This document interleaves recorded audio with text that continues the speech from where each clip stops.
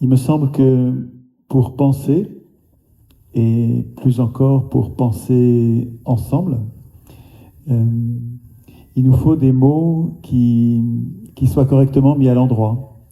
La plupart des mots que nous utilisons sont mis à l'envers par ceux qui veulent nous dominer. Et tant que nous utilisons ces mots à l'envers, on n'arrive pas à penser à l'endroit. Le premier de ces mots, il est dans le titre de cet exposé suivi de débat, c'est démocratie. C'est très important de savoir de quoi on parle quand on utilise ce mot parce que ça va être le chemin de l'évasion de la prison politique. La démocratie, c'est un régime politique, c'est une organisation de la société, c'est une façon de décider dans lequel le démos exerce le kratos, c'est-à-dire que le peuple exerce le pouvoir, c'est-à-dire qu'en fait, concrètement, le peuple vote les lois. Il ne se contente pas d'élire des maîtres.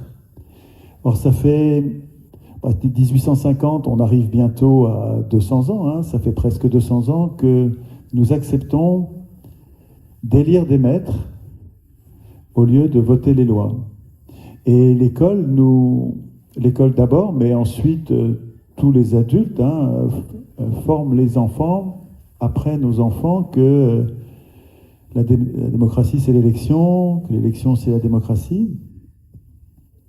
Et on le croit, parce qu'on est petit, et on croit nos parents, puis on croit nos maîtres et nos professeurs, et puis on croit les speakers à la télé, on croit les intellectuels qui écrivent des livres. Et on pense que la démocratie, c'est l'élection. Et c'est une énorme, énorme erreur. Et c'est pas très long de s'en apercevoir, et c'est très important de s'en apercevoir. C'est pas la peine de se mettre en colère comme si on avait été trompé, peu importe.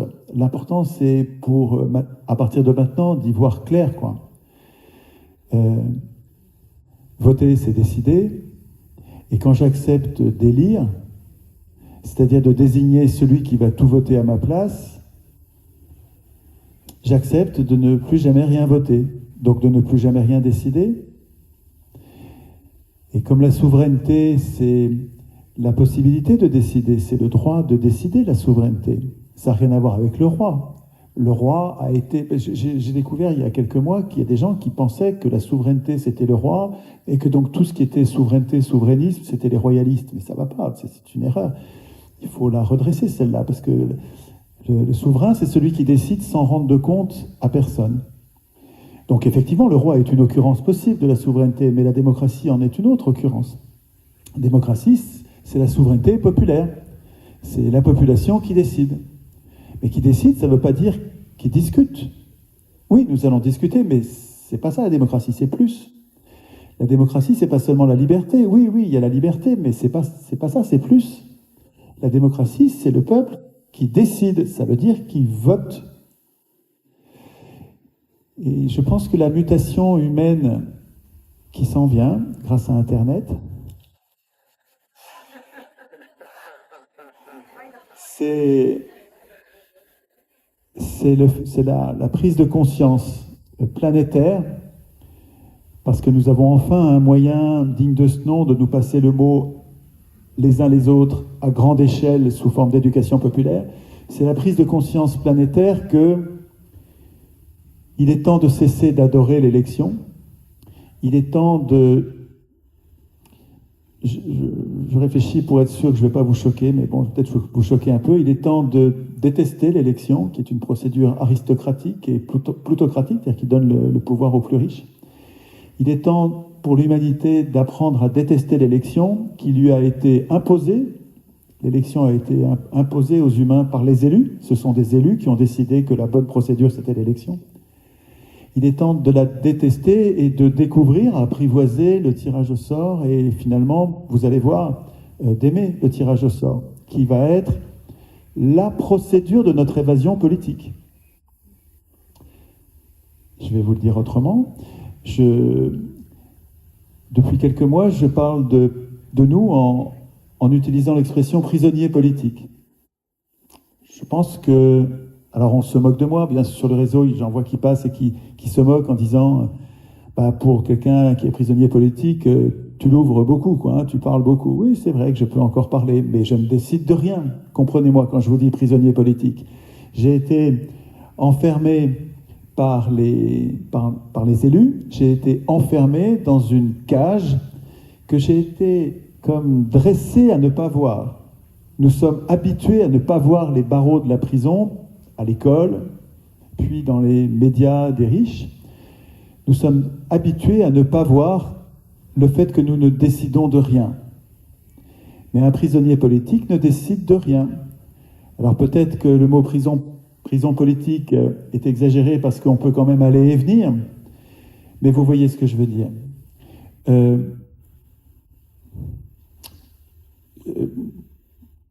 Les discussions que j'ai avec les différents militants politiques qui sont quelquefois écologistes, qui sont quelquefois syndicalistes, qui sont quelquefois en lutte contre la finance internationale, etc., donc, ou contre la croissance, il y a des croissants.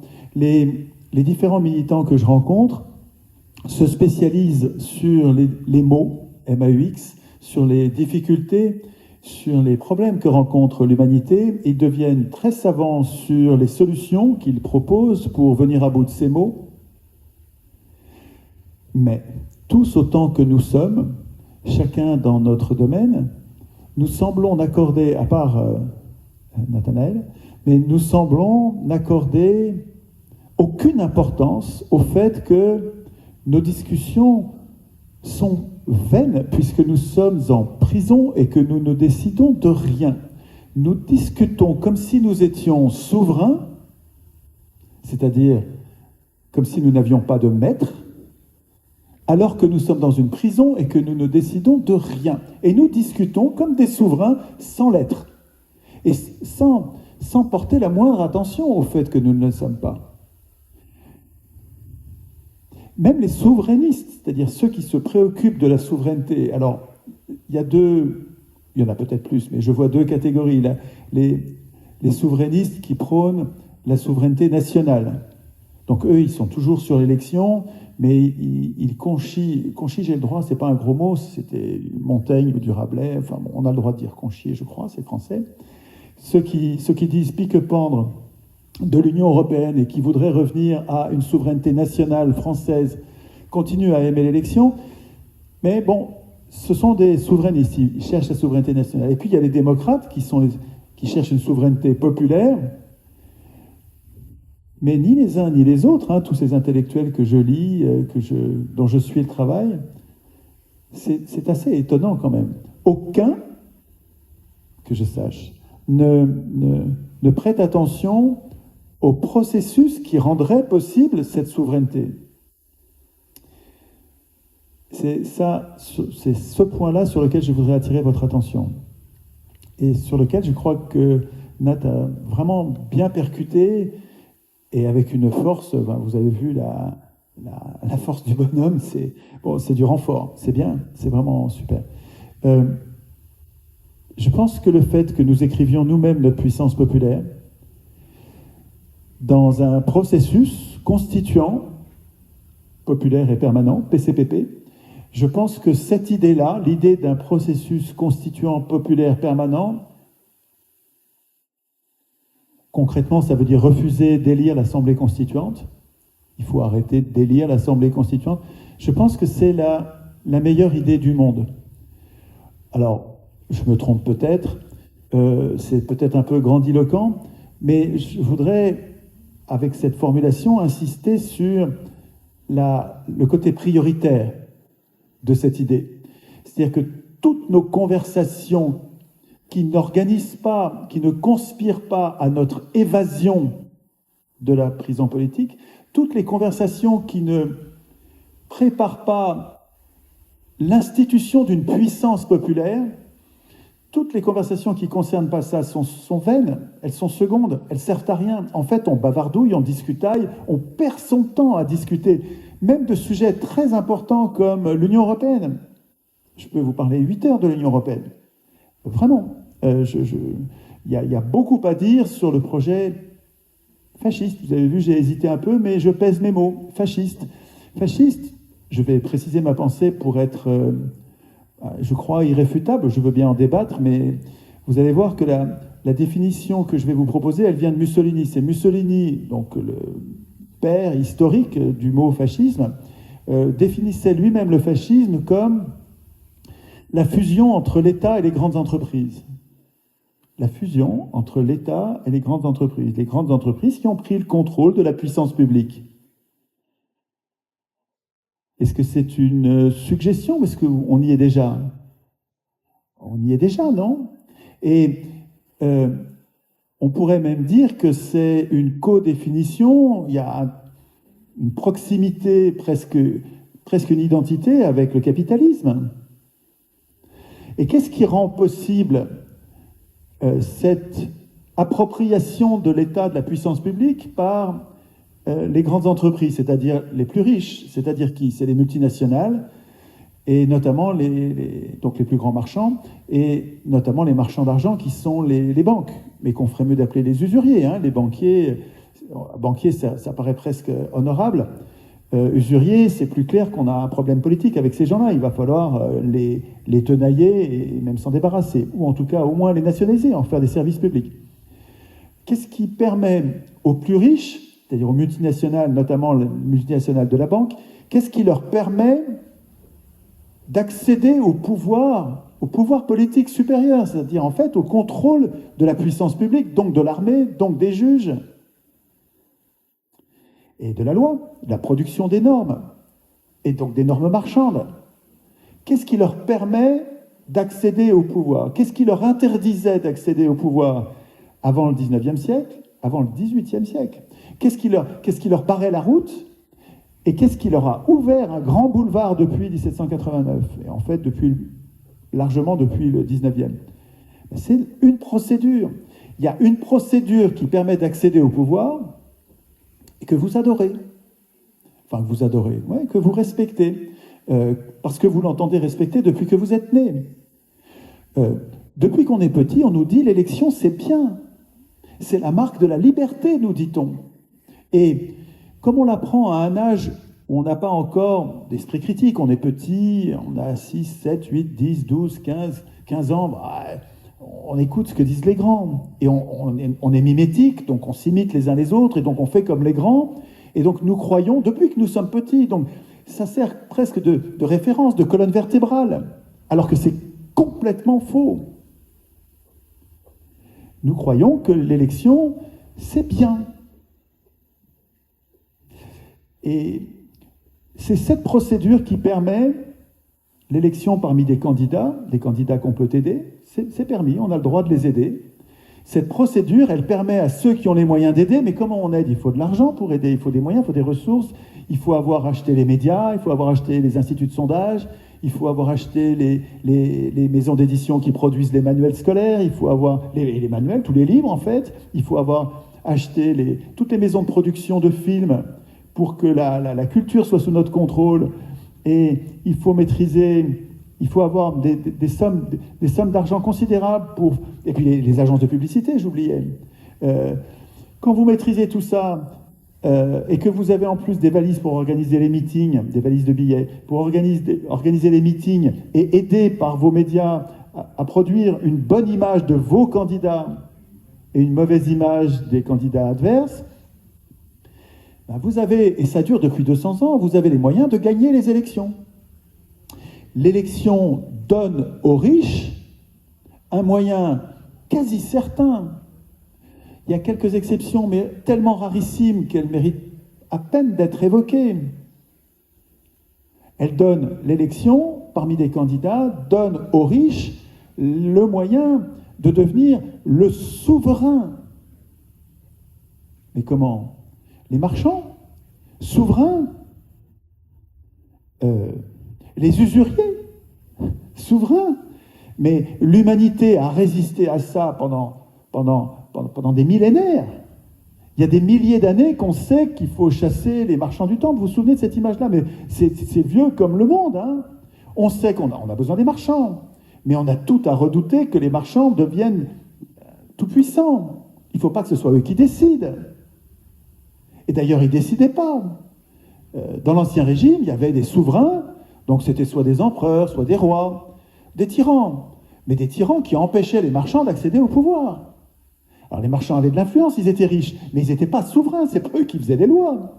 Et quand ils devenaient trop puissants, on les jetait aux oubliettes. On les chassait, on les chassait, on les mettait au banc de la société, on protégeait, il y avait des souverains pour protéger la société des abus de pouvoir des marchands et des marchés. Ce qui s'est passé au XVIIIe siècle et au XIXe siècle est une catastrophe anthropologique dont il est urgent que, à mon avis, l'humanité prenne conscience. Parce que quand je vous dis que toutes nos discussions sont vaines, c'est parce que nous sommes impuissants. Nos discussions ne débouchent sur rien puisque nous n'avons aucun pouvoir. Nous n'avons aucune puissance politique de décider. On peut gueuler, on peut manifester de moins en moins, mais on peut tempêter. Mais tempêter n'est pas décider. Manifester n'est pas décider. Protester, pétitionner, ça n'est pas décider. Qui décide? Où est-ce que c'est écrit qui décide? C'est écrit dans un texte dont vous vous foutez et vous avez tort. Mais ça peut changer. Hein. C'est ça la bonne nouvelle. C'est qu'il ne tient qu'à nous de ne plus nous foutre, de ne plus nous moquer, de ne plus ignorer et mépriser le texte où il est écrit que nous n'avons aucun pouvoir. Ce texte qui est la Constitution, et qui donc est partout sur Terre une anti-constitution, puisque partout sur Terre, les humains ont démissionné de l'écriture de ce texte. Nous avons toujours, pour l'instant, les humains ont toujours, partout, il n'y a pas d'exception, nous avons toujours laissé écrire les constitutions, c'est-à-dire le texte dans lequel on décide qui décide, nous avons laissé écrire ce texte par nos représentants. Alors qu'est-ce qu'ils ont fait? Nos représentants de l'Assemblée constituante élus, ils ont écrit le pouvoir de qui? Ils ont écrit le pouvoir des élus. Ils ont institué leur puissance à eux, élus constituants. Ils ont écrit leur puissance législative, exécutive, judiciaire, monétaire, médiatique, etc. Ils ont écrit leur puissance. Et pour le peuple, ce qu'ils ont prévu, c'est l'impuissance. Rendez-vous compte, ce n'est pas une mauvaise nouvelle que je vous donne là, c'est une bonne nouvelle. Nous n'avons pas besoin d'attendre que nos maîtres soient d'accord pour nous émanciper. On ne va pas leur demander la permission. On n'a pas besoin d'eux pour grandir, pour devenir des adultes politiques. On va le faire sans eux. On va pas exiger la souveraineté populaire. On ne va pas la demander, et on ne va même pas l'exiger, parce que exiger, c'est encore demander. On va le vouloir. Ça veut dire qu'il faut comprendre, il faut avoir pris conscience que ma souveraineté, elle vient de moi, de l'intérieur de moi. C'est moi qui décide que je suis souverain. C'est moi, quand je dis moi, vous comprenez, je vous parle. Hein. On me dit, Chouard, il prétend qu'avec un crayon, en devenant constituant, on va devenir libre, comme si les pouvoirs actuels avaient quelque chose à faire de notre crayon. Les gens disent de moi, et eux, ils essayent d'avoir des armes pour aller se battre avec la police, avec l'armée, par la force.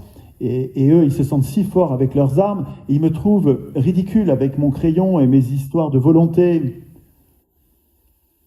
C'est peut-être eux qui ont raison, je pense que c'est moi qui ai raison. Je pense que le rapport de force est devenu... Il était déjà inégal au Moyen-Âge et dans l'Ancien Régime, il était inégal. Les populations étaient sous le joug des hommes armés. Mais ils le sont, les populations, elles le sont encore plus aujourd'hui. Le rapport de force est devenu extraordinairement inégal. Le compte-rendu, le panorama rapide, immense qu'a fait Nathanaël il y a quelques minutes, ce panorama de la domination, y compris, je ne sais pas si vous avez remarqué, il y a un moment très important où il a dit que Orwell pensait que dans un monde totalitaire, il restait un espace de liberté entre nos oreilles. Vous vous souvenez quand il a dit ça? Orwell voyait encore une chance de survie à la dérive et à l'oppression totalitaire. Totalitaire, ça veut dire qu'il y a un pouvoir qui veut prendre la totalité, le contrôle de la totalité de la société jusque dans notre intimité. Il disait, Orwell, il y a encore une place de liberté entre nos deux oreilles. Et Nathanaël a développé à toute vitesse, mais j'ai bien l'intention de le convaincre de venir développer chacune des conférences qu'il a citées, qu'il a juste évoquées, mais de les évoquer avec moi et en détail sur Internet pour qu'enfin il se mette à semer des graines à la dimension de ce qu'il mérite, au lieu que ce soit 200 personnes, qu'il parle à 200 millions de personnes. Il a évoqué le fait que le pouvoir totalitaire est en train de prendre le contrôle de ce qu'il y a entre nos deux oreilles. Putain, hein, je me mets moi aussi à dire des gros mots. Mais parce que c'est grave. Il a raison, c'est super grave. Je pense que ce rapport de force, pour y revenir, auquel nous convient les jeunes gens qui sont pleins de testostérone et qui brûlent d'un rapport de force à l'ancienne, quoi, hein, et à la loyale, entre guillemets, comme si c'était possible avec les forces de l'ordre. Je trouve cette perspective d'aller se friter avec les forces de l'ordre, je trouve que c'est elle qui est utopique et qui n'est pas réaliste, et je trouve que c'est la transformation de tous les éléments humains de la population. Nous sommes, j'imagine l'humanité comme un organisme vivant dans lequel chacun d'entre nous, chaque humain, serait une cellule d'un corps social. Et ce que je dis, je le dis d'une façon simple et qui se matérialise ensuite par les ateliers constituants. Je pense que ce qu'un peuple va vouloir, ce que l'humanité va vouloir, elle va l'avoir. Mais encore faut-il que nous le voulions. Il faut que nous voulions, non pas les uns une chose, les autres une autre, les troisièmes une troisième, etc. Il ne faut pas qu'on se disperse dans 36 directions. Il faut que nous arrivions à identifier une cause, notre cause commune. Nous avons, entre les gens de gauche, de droite, les abstentionnistes, les jeunes, les vieux, les manuels, les intellectuels, tous ces gens qui avons en commun d'être impuissants politiquement. Nous avons une cause commune qui est d'apprendre à organiser nous-mêmes notre puissance politique, d'arrêter d'élire ceux qui vont dire comment on décide, ceux qui vont dire qui est souverain. Nous sommes les seuls à pouvoir dire, nous sommes les seuls qui sommes légitimes et capables de dire qui décide, de dire qui est souverain. Nous sommes les seuls, la population. Je parle des représentés. Et donc j'exclus les représentants. Nous sommes les seuls à pouvoir établir et ensuite défendre, appliquer, protéger une souveraineté populaire, c'est-à-dire la démocratie. Et vous allez voir que quand vous allez apprendre, quand vous allez à travers des ateliers constituants, quand vous allez vous entraîner à écrire des articles de constitution en disant... Je fais le geste pour que vous imaginiez, pour visualiser ce que je veux dire. C'est concret ce que je veux dire. Quand vous allez prendre la peine de chercher dans la Constitution qui décide de faire la guerre. Pour moi, c'est un des sujets majeurs en ce moment. On nous tire par les cheveux dans la guerre. Nos représentants nous conduisent à la guerre. Et quand je cherche dans la Constitution où c'est écrit, je barre le fait que le chef des armées aujourd'hui peut parler c'est pas demander l'autorisation, c'est informer le Parlement qui va déclarer la guerre. Et quand je vois que le chef d'armée peut déclarer la guerre, je barre ça et j'écris « pas de guerre sans référendum ». Quand je fais ça, je deviens un adulte politique. Je m'émancipe parce que non seulement je veux, mais en plus, je m'entraîne à écrire le contrat social qui va instituer la démocratie. Quand vous allez commencer à faire ça, vous allez voir que tout ce qui était des obstacles insurmontables s'aplanissent, les obstacles disparaissent, comme balayés par une volonté populaire qui dit « mais ce problème-là, il est facile à régler ». Tous ces problèmes techniques, au pluriel, n'étaient pas des problèmes, puisque nous avons les solutions. Chaque militant dans son domaine connaît la solution. Donc ce n'est pas des problèmes. On n'a pas de problème technique au pluriel, on a un problème politique. Nous acceptons d'élire. à commencer par l'Assemblée constituante. Et ensuite, nous acceptons d'élire les législateurs. Tout est là. En fait, c'est pas compliqué. C'est super simple. Ils sont grands, nos représentants et nos maîtres. Ils sont grands parce qu'on est à genoux, parce qu'on est resté des enfants, parce qu'on a une école républicaine, soi-disant, entre guillemets, qui nous apprend la soumission, l'obéissance, la discipline, la ponctualité, il faut arriver à l'heure. Il y a un slogan anarchiste sympa qui dit le réveil sonne, première humiliation de la journée. Et c'est vrai, on nous apprend à l'école la soumission à l'ordre social, aux conventions. Et si vous voulez, c'est difficile avec tous ces mots mis à l'envers. Je ne vais pas développer tous ces mots, mais je vais les citer. Le mot démocratie est mis à l'envers. Nous appelons démocratie un régime dans lequel le démos n'a aucun kratos. La Constitution, ça devrait être une protection politique contre les abus de pouvoir, une protection des représentés contre les représentants. Et comme nous les laissons écrire ces règles de contre-pouvoir, nous les laissons écrire par les représentants, tous ces contre-pouvoirs sont factices, et donc les constitutions, entre guillemets, s'avèrent être des prisons politiques. Mais quand je parle de la Constitution, il faut que je mette des guillemets. Comme ça, je prépare mon interlocuteur à comprendre que, ça y est, on est en train de mettre les mots à l'endroit. Parce que c'est en mettant les mots à l'endroit, tout ça va devenir très clair. Hein. Quand je sais que je ne suis pas en démocratie, ça devient limpide. Ce qu'il me faut, c'est la démocratie. Quand je dis je n'ai jamais voté ou quasiment jamais, quand je ne fais qu'élire, ça devient plus clair et plus facile de dire mais ce qu'il faut, c'est que je vote. Ce qu'il faut, c'est que nous votions. Et là, les différents problèmes économiques, politiques et sociaux vont s'aplanir. Je prends souvent une image de cette prison politique dans laquelle nous sommes tous en cagé. Et nous discutons des problèmes que nous voyons évoqués à la télé. Et il y a des points de vue de gauche. Les gens de gauche préfèrent les lois de gauche. Et ils disent cette loi elle est bonne parce qu'elle est de gauche. Ah, cette loi elle est très mauvaise parce qu'elle est de droite. Et on voit les gens de droite qui protestent quand on prend des lois de gauche. Les gens de gauche qui protestent quand on prend des voies de droite. Et les gens de gauche et de droite,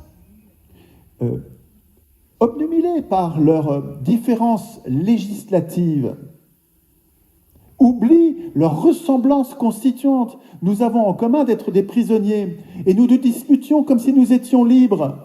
Et on se dispute, mais on se déteste, on se tape dessus. Les gens d'extrême gauche détestent les gens d'extrême droite, les gens d'extrême droite détestent les gens d'extrême gauche, comme si les prisonniers étaient responsables. Mais nous ne sommes pas responsables, on est des prisonniers politiques, on décide de rien du tout. C'est des disputes à la con. En fait, ça nous empêche de penser l'évasion. Nous n'arrivons pas à penser notre évasion parce qu'on est distrait par les sujets législatifs. On va s'occuper des problèmes législatifs. Je ne dis pas qu'on est égaux, je ne dis pas que nous n'avons pas de conflit ni de lutte de classe. Ok, on a des luttes de classe. Oui, je sais bien. Mais en se focalisant sur cette lutte de classe qui est législative, on oublie et on néglige, et donc on ne prépare pas l'évasion. Et donc on reste en prison. Et donc on peut discuter comme ça pendant des siècles, ça peut durer des millénaires. Hein. Tant qu'on accepte les rouages de notre domination, tant qu'on ne remet pas en cause cette saloperie de procédure d'élection, nos discussions, elles servent à rien. Et on n'avance pas avec cette espèce, vous sentez bien ce désespoir de nos discussions, qui sont des discussions pour rien, parce que ça ne changera rien. Vous voyez bien que nos discussions, elles ne changent rien. Et pourquoi elles ne changent rien? Mais c'est parce qu'on se comporte et on pense comme si on était des législateurs. Mais on n'est pas législateurs. On n'est pas des citoyens. On est des électeurs, c'est-à-dire des enfants politiques, des incapables. Incapable, en droit, c'est un tuteur. Un incapable ne décide de rien. C'est le tuteur qui décide de tout. Et dans cette situation où nous sommes des incapables, nous avons été réduits à l'état d'incapables par nos représentants et nous acceptons de nous penser comme si nous étions des adultes politiques, mais on se paye de mots, on se la pète, on n'est rien du tout, on est des électeurs, on est réduits au rang dégradant d'électeurs, et on n'arrive pas à le voir, on n'arrive pas à formaliser ou à penser même que ce qu'il faut, c'est s'évader de cette tôle dont les barreaux sont l'élection. Alors comment font les élus pour résister à cet argument qui est puissant? Ils disent: l'élection a été conquise de haute lutte au XIXe siècle. Nos parents sont morts pour ça, soi-disant. Et ceux qui contestent le suffrage universel, qui est un faux suffrage universel, ce qu'ils appellent suffrage universel, c'est élire des maîtres au lieu de voter les lois. C'est un faux suffrage universel. Et donc ils disent: nos parents et nos grands-parents se sont battus jusqu'au sang pour établir la République, c'est-à-dire la chose publique, la chose publica, qui n'est pas du tout une république, c'est une république privée. Vous voyez bien qu'aujourd'hui, les riches ont pris le contrôle de toutes les choses, y compris de la puissance publique. Donc c'est pas une république du tout, c'est une république privée. Et donc, les élus, les marionnettes de ce régime de domination parlementaire, ce système d'exploitation parlementaire, les tenants, les marionnettes de ce système, les acteurs de ce système, disent: ceux qui s'en prennent au suffrage universel sont les fascistes.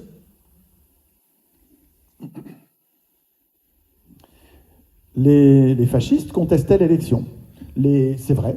C'est vrai que les fascistes, les dictateurs contestent le système de domination parlementaire. Ils disent: l'élection ne convient pas, ce qu'il faut c'est un tyran, il faut un chef, un duce, un Führer, un roi. Ils pensent qu'il faut un chef, ou un dieu. Okay. C'est vrai que les tenants, ceux qui aiment l'idée autoritaire, détestent l'élection. Mais les démocrates, les anarchistes qui se méfient des pouvoirs eux aussi, et les démocrates qui se méfient des pouvoirs et qui veulent limiter les pouvoirs, les démocrates aussi contestent l'élection. Ils ne veulent pas d'élus, ils ne veulent pas de représentants, ils veulent un peuple qui décide lui-même. Les démocrates veulent pas de tyrans, ils veulent pas de chef, ils veulent pas de duce, ils veulent pas de Führer, ils veulent une population qui décide elle-même de ses lois, qui décide elle-même de son destin, ils veulent le droit des peuples à disposer d'eux-mêmes. Donc vous avez l'extrême gauche, les anarchistes, les démocrates, et l'extrême droite, les fascistes, les royalistes, les gens qui veulent un chef, un roi, qui tous les deux, à gauche et à droite, se battent contre le système, l'escroquerie parlementaire, qui donne le pouvoir aux plus riches. Ça s'appelle une plutocratie. Plutocratie, c'est le pouvoir, et c'est le pouvoir aux plus riches. Mais on y est là, en plutocratie. Hein. L'élection conduit à une plutocratie, c'est-à-dire au régime des plus riches, parce que l'élection donne les moyens, donne le pouvoir, et donc tous les pouvoirs, à ceux qui ont les moyens d'aider, donc ceux qui sont le plus riches. Et donc la plutocratie, elle est attaquée à gauche et à droite. Qu'est-ce que font les élus, donc nos maîtres? Qu'est-ce qu'ils font? Ceux qui dévastent nos retraites, ceux qui ont déjà dévasté le droit du travail, ceux qui ont dévasté toutes les assurances sociales, ils sont en train de tout casser, ceux qui ont vendu les autoroutes à leurs copains, ceux qui vendent tous les biens publics à leurs copains, ceux qui privatisent tout. Ces gens-là, comment ils font pour se débarrasser des démocrates? Comment ils font pour se battre, pour argumenter avec Chouard qui dit il faut que le peuple décide lui-même? Ils disent: mais Chouard, il conteste l'élection. Mais donc c'est un fasciste, puisque les fascistes contestent l'élection. Vous voyez l'arnaque? Ils amalgament l'extrême gauche et l'extrême droite, ils parlent de rouge-brun, en disant: tous ceux qui contestent l'élection sont des fascistes, et l'extrême gauche et l'extrême droite, c'est la même chose. Mais ayez en tête cette confusion, pour garder bien en tête la distinction entre le projet politique de l'extrême droite, qui veut un chef, un Führer, un duce, et les démocrates qui veulent une population qui vote elle-même ses lois par référendum d'initiative citoyenne. C'est pas pareil. Vous comprenez bien que dans les deux cas, il y a une contestation de l'escroquerie parlementaire, de l'escroquerie de cette procédure électorale, de ce faux suffrage universel. Il y a une distinction. Nous avons raison de contester le faux suffrage universel. Nous, ce qu'on veut, c'est un vrai... les démocrates, ce qu'on veut, c'est un vrai suffrage universel. C'est-à-dire qu'on veut voter les lois.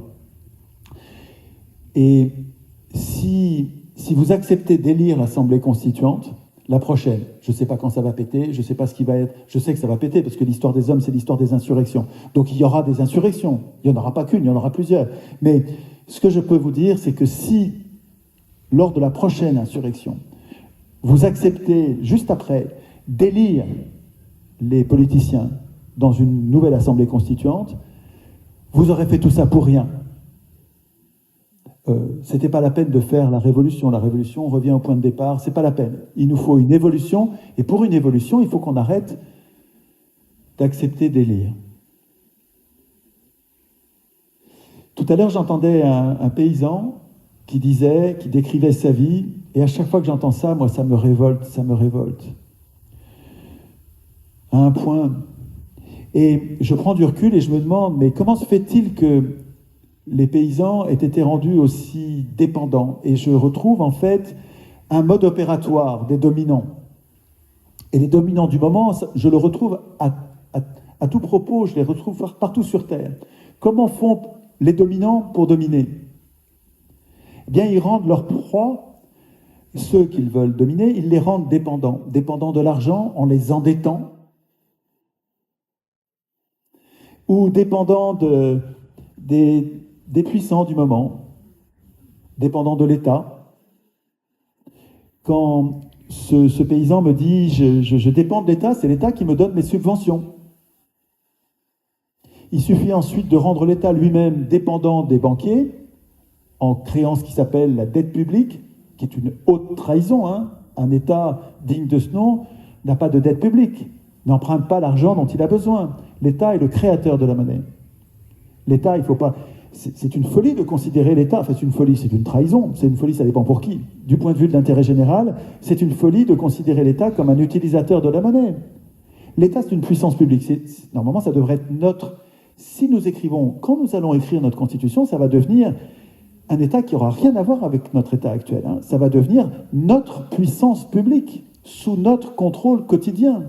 Nous allons établir dans notre Constitution d'origine citoyenne, nous allons établir des chambres de contrôle populaire pour chacun des pouvoirs. Chambre de contrôle populaire des représentants, chambre de contrôle populaire des juges, chambre de contrôle populaire des policiers, chambre de contrôle populaire de l'armée, chambre de contrôle populaire des journalistes, chambre de contrôle populaire de tous ceux qui ont un pouvoir. Si vous ne voulez pas que les pouvoirs vous terrorisent, il va falloir que ce soit nous qui terrorisions les...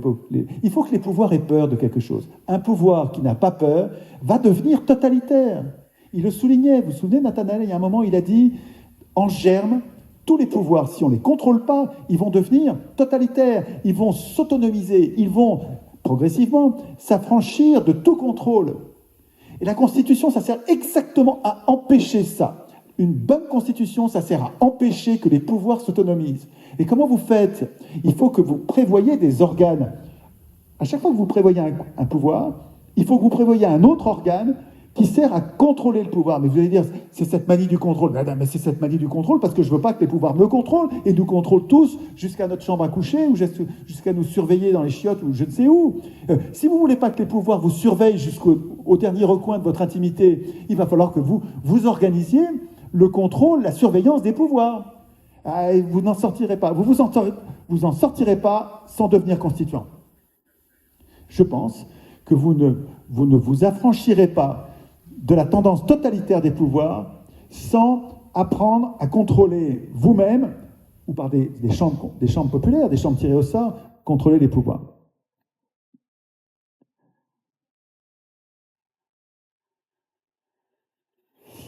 Il faut que je garde de la place pour que nous échangions. Et je vous propose que ce soit à l'occasion de questions que Nathanaël et moi vous répondions pour approfondir. Vous allez avoir des objections. Sur le tirage au sort, on a fait deux... Bon, ça fait 20 ans, moi, que je travaille sur le tirage au sort et que j'ai fait plein de documents écrits et de conférences vidéo.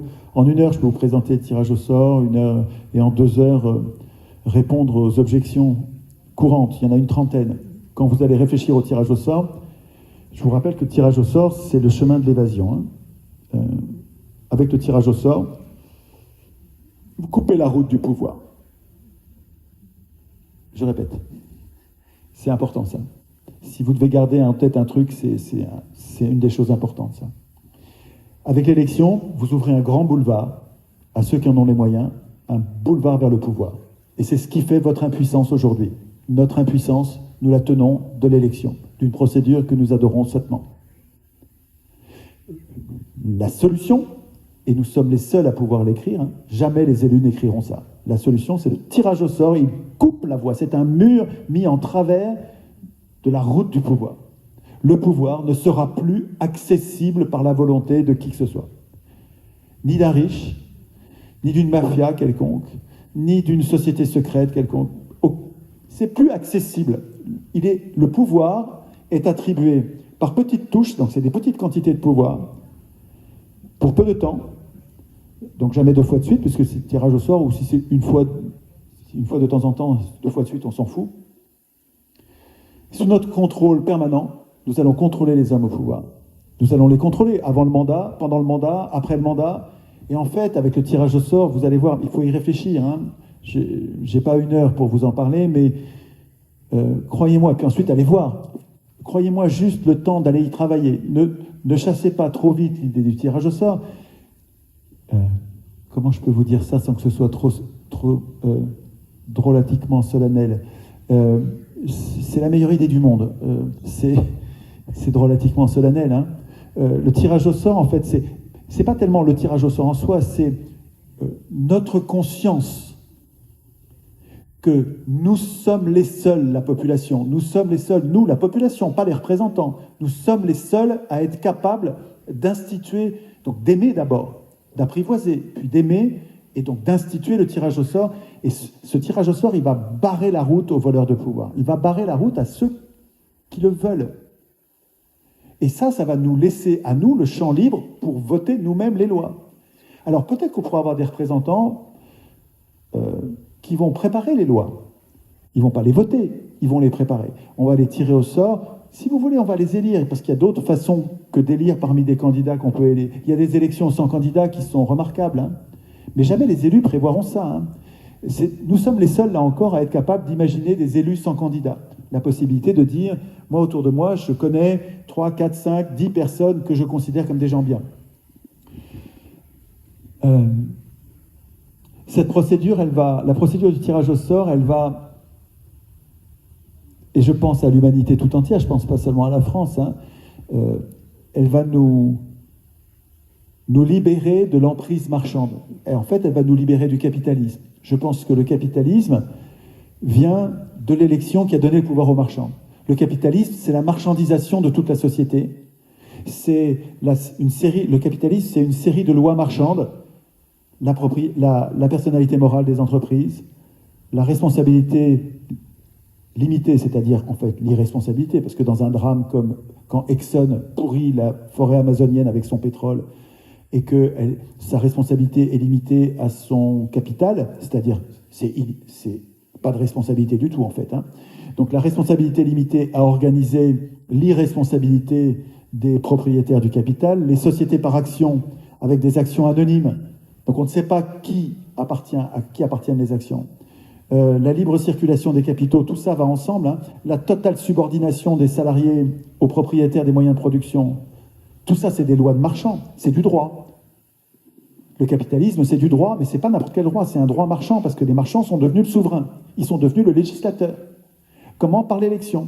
Par l'élection, les grands marchands sont devenus celui qui produit le droit, et ils ont écrit leur droit à eux. Ils ont écrit la totale illimitation de la propriété. La propriété, il n'y a pas de limite. Tu peux avoir des milliards, des milliers de milliards.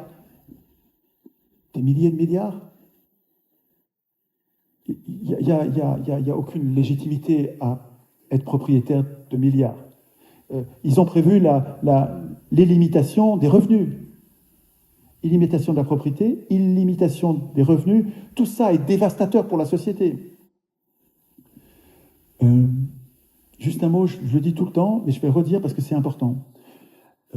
Pour que vous visualisiez, parce qu'on entend tout le temps parler de millions, de milliards, c'est super important pour que vous compreniez qu'il faut mettre des limites. Et c'est notre rôle de mettre des limites. 1 million, c'est 1 mètre de billets de 100. Vous voyez les billets de 100, on voit bon, moi, je ne vois pratiquement jamais de billets de 100, je vois les billets de 50, mais les billets de 100, je ne vois jamais. Vous prenez un billet de 100 tout neuf. Vous voyez un billet de 100 tout neuf. Ça fait 1/10 de millimètre. 1 mètre, c'est 1 million. 1 million d'euros, c'est 1 mètre, la hauteur d'une table. 1 million, une table. 1 milliard, 1000 c'est presque pas humain, hein, mais vous allez voir pour vous rendre compte. 1000 mètres, c'est 1 kilomètre. La Tour Eiffel, c'est 300 mètres. C'est 3 fois la hauteur de la Tour Eiffel en billets de 100. 1 milliard, c'est 3 fois la hauteur de la Tour Eiffel, alors que 1 million, c'est une table. Quand on parle de millions, de milliards, c'est pas pareil. Quand vous dites la limite d'une propriété, la limite, ça va être 2-3 millions, 2-3 mètres de haut. Quand vous voyez que quelqu'un comme Arnaud ou comme les Musk, Bezos ont des centaines de milliards, Arnaud, on parle de 200 milliards pour le voir, mais vous n'allez pas arriver à l'imaginer en hauteur. Prenez les 200 milliards, vous les mettez à l'horizontale. Horizontale, vous mettez les billets de 100 tout neufs, hein, bien serrés. Vous les mettez à l'horizontale.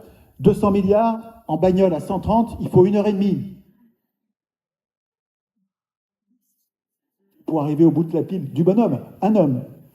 Est-ce qu'il y a une chose qui est légitime? Est-ce que vous sentez le côté dévastateur pour la société? Quand quelqu'un a autant d'argent, et il n'y a pas besoin qu'il en ait 200 milliards, hein, il suffit qu'il en ait un ou deux, déjà il est dans la cible de ce que je vais vous dire. Quand quelqu'un a des milliards, il a déjà tout consommé. Il a les plus belles maisons, il a les plus belles voitures, il mange les meilleurs mets, il est habillé avec les plus beaux habits. Point de vue de ce qui s'achète, il a tout et plus encore. Il est déjà gavé, il a des yachts, il est gavé. Donc quand vous lui donnez, quand par le jeu du casino, de la bourse, il arrive à gagner 1 ou 2 ou 10 milliards de plus, écoutez bien, ces milliards sont perdus pour la société. Qu'est-ce que je veux dire ? Les libertariens vont me dire, pas du tout, il va les investir. Oui, c'est exactement ce que je dis. Vous lui avez mis 10 milliards de plus dans sa poche. Pourquoi la société s'est perdue? Parce que quand il va sortir ces 10 milliards et qu'on va en voir la couleur, c'est pas pour les dépenser en les échangeant contre d'autres choses, pas du tout. Il va nous les prêter et donc il faudra lui rendre avec un intérêt. En fait, quand quelqu'un devient milliardaire, il devient une pompe à monnaie, une pompe siphonnante, un siphon à pognon. Et cet argent, quand il le prend à la société, quand il en prend de plus en plus, vous regardez l'enrichissement des plus riches, là, c'est exponentiel, ça n'arrête pas. Et cet argent nous manque. Le signe que nous manquons d'argent, c'est le chômage. Quand on a trop d'argent, ça donne de l'inflation. Quand on n'a pas assez d'argent, pas assez de monnaie disponible pour nos échanges, ça donne du chômage. Bon, je ne vais pas développer là-dessus parce que là aussi je peux tenir 8 heures, donc je voulais vous signaler ce choix de société entre inflation et chômage. Nous devrions écrire dans la Constitution, nous ce qu'on veut prioritairement, c'est que la puissance publique, ce soit elle qui crée la monnaie, et qu'avec cette baguette magique, elle organise le plein emploi. Parce que à toi, maire, au niveau local, ou à toi, président, ou directoire, au niveau national, je vous donne, nous, citoyens, nous vous donnons le pouvoir de création monétaire, c'est pour être employeur en dernier ressort. Quand il y aura des chômeurs, tu vas créer des francs, et en même temps, tu vas donner du boulot, donc quelqu'un va se mettre à créer la richesse. On va créer, vous voyez, mes deux mains, quand je crée l'argent pour représenter du travail, donc une création de richesse utile, quand je fais ça, ça n'est pas inflationniste. Vous avez deux valeurs qui ont augmenté, la monnaie ne perd pas de sa valeur. La monnaie perd de sa valeur quand vous créez de la monnaie et que vous le donnez. Alors vous pouvez le faire un peu pour les gens qui en ont besoin, les nécessiteux, mais quand vous le faites trop, comme le font les banquiers en ce moment, quand vous créez beaucoup de monnaie en le donnant, sans contrepartie, là c'est inflationniste. Mais quand vous dites à la puissance publique, je te charge, et ça va se faire sous contrôle citoyen, avec des chambres de contrôle populaires de la monnaie qui vont vérifier qu'on ne crée pas n'importe comment, et à quoi on l'utilise, quand vous allez faire ça, ça n'est pas inflationniste. Vous allez donner du boulot à ceux qui en ont en créant la monnaie, et nous allons venir à bout du chômage. Le chômage aujourd'hui n'est pas du tout accidentel, ça n'est pas une crise, c'est une construction politique, c'est un fouet de négrier, ça c'est un outil terroriste pour nous faire peur, pour que nous soyons dociles, que nous ayons peur de perdre notre boulot, parce qu'il n'y en a pas d'autres dehors. Le chômage, je répète, est une construction politique, c'est volontaire, c'est une trahison de nos élus. Et ils l'ont écrit, hein. Il y a un bouquin formidable qui s'appelle « La société ingouvernable » de Chamaillou. Tous les bouquins de Chamaillou sont formidables, il y en a 4. Et ce bouquin-là, il est séminal. Hein. On a le mode d'emploi pour nous opprimer. Les patrons ont écrit entre eux en 68 comment ils allaient venir à bout de ces indisciplinés en 68, vous savez, nous mettions à désobéir en 68. Pas seulement en France, hein, partout sur Terre, il n'y avait pas de chômage. Et donc les peuples du monde se sont révoltés, insurgés contre les employeurs. Et les capitalistes s'écrivaient entre eux, et Chamaillou ressort les lettres, des employeurs, enfin des patrons qui s'écrivent et qui disent « le capitalisme est foutu, ils n'obéissent plus ».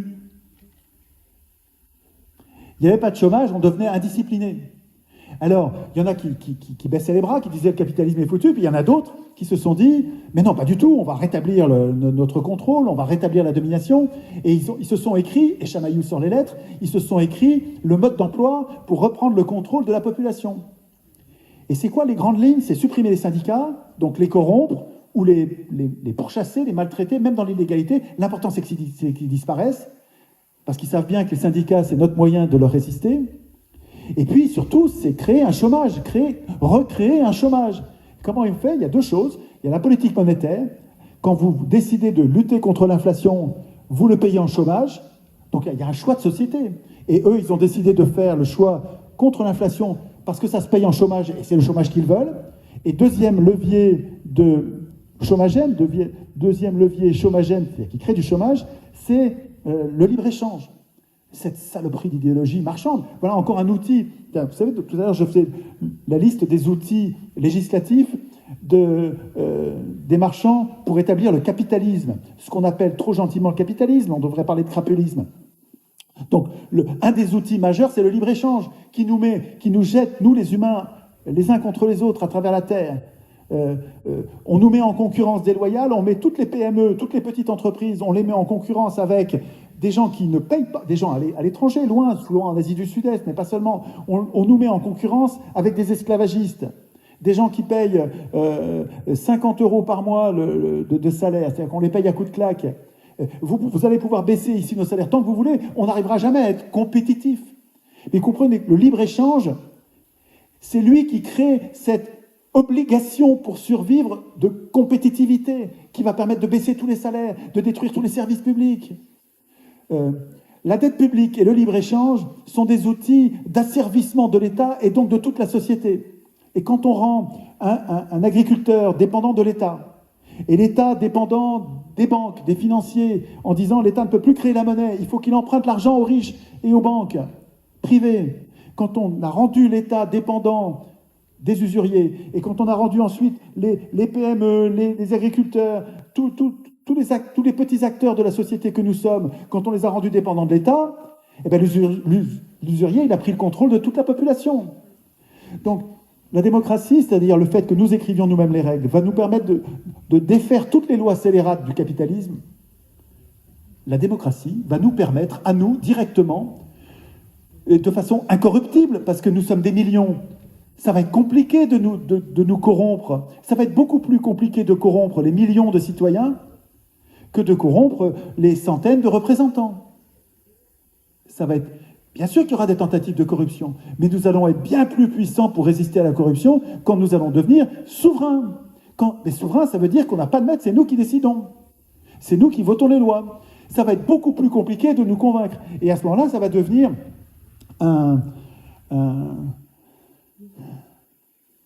Nous allons avoir les moyens de nous défendre. Aujourd'hui, nous n'avons pas les moyens de nous défendre.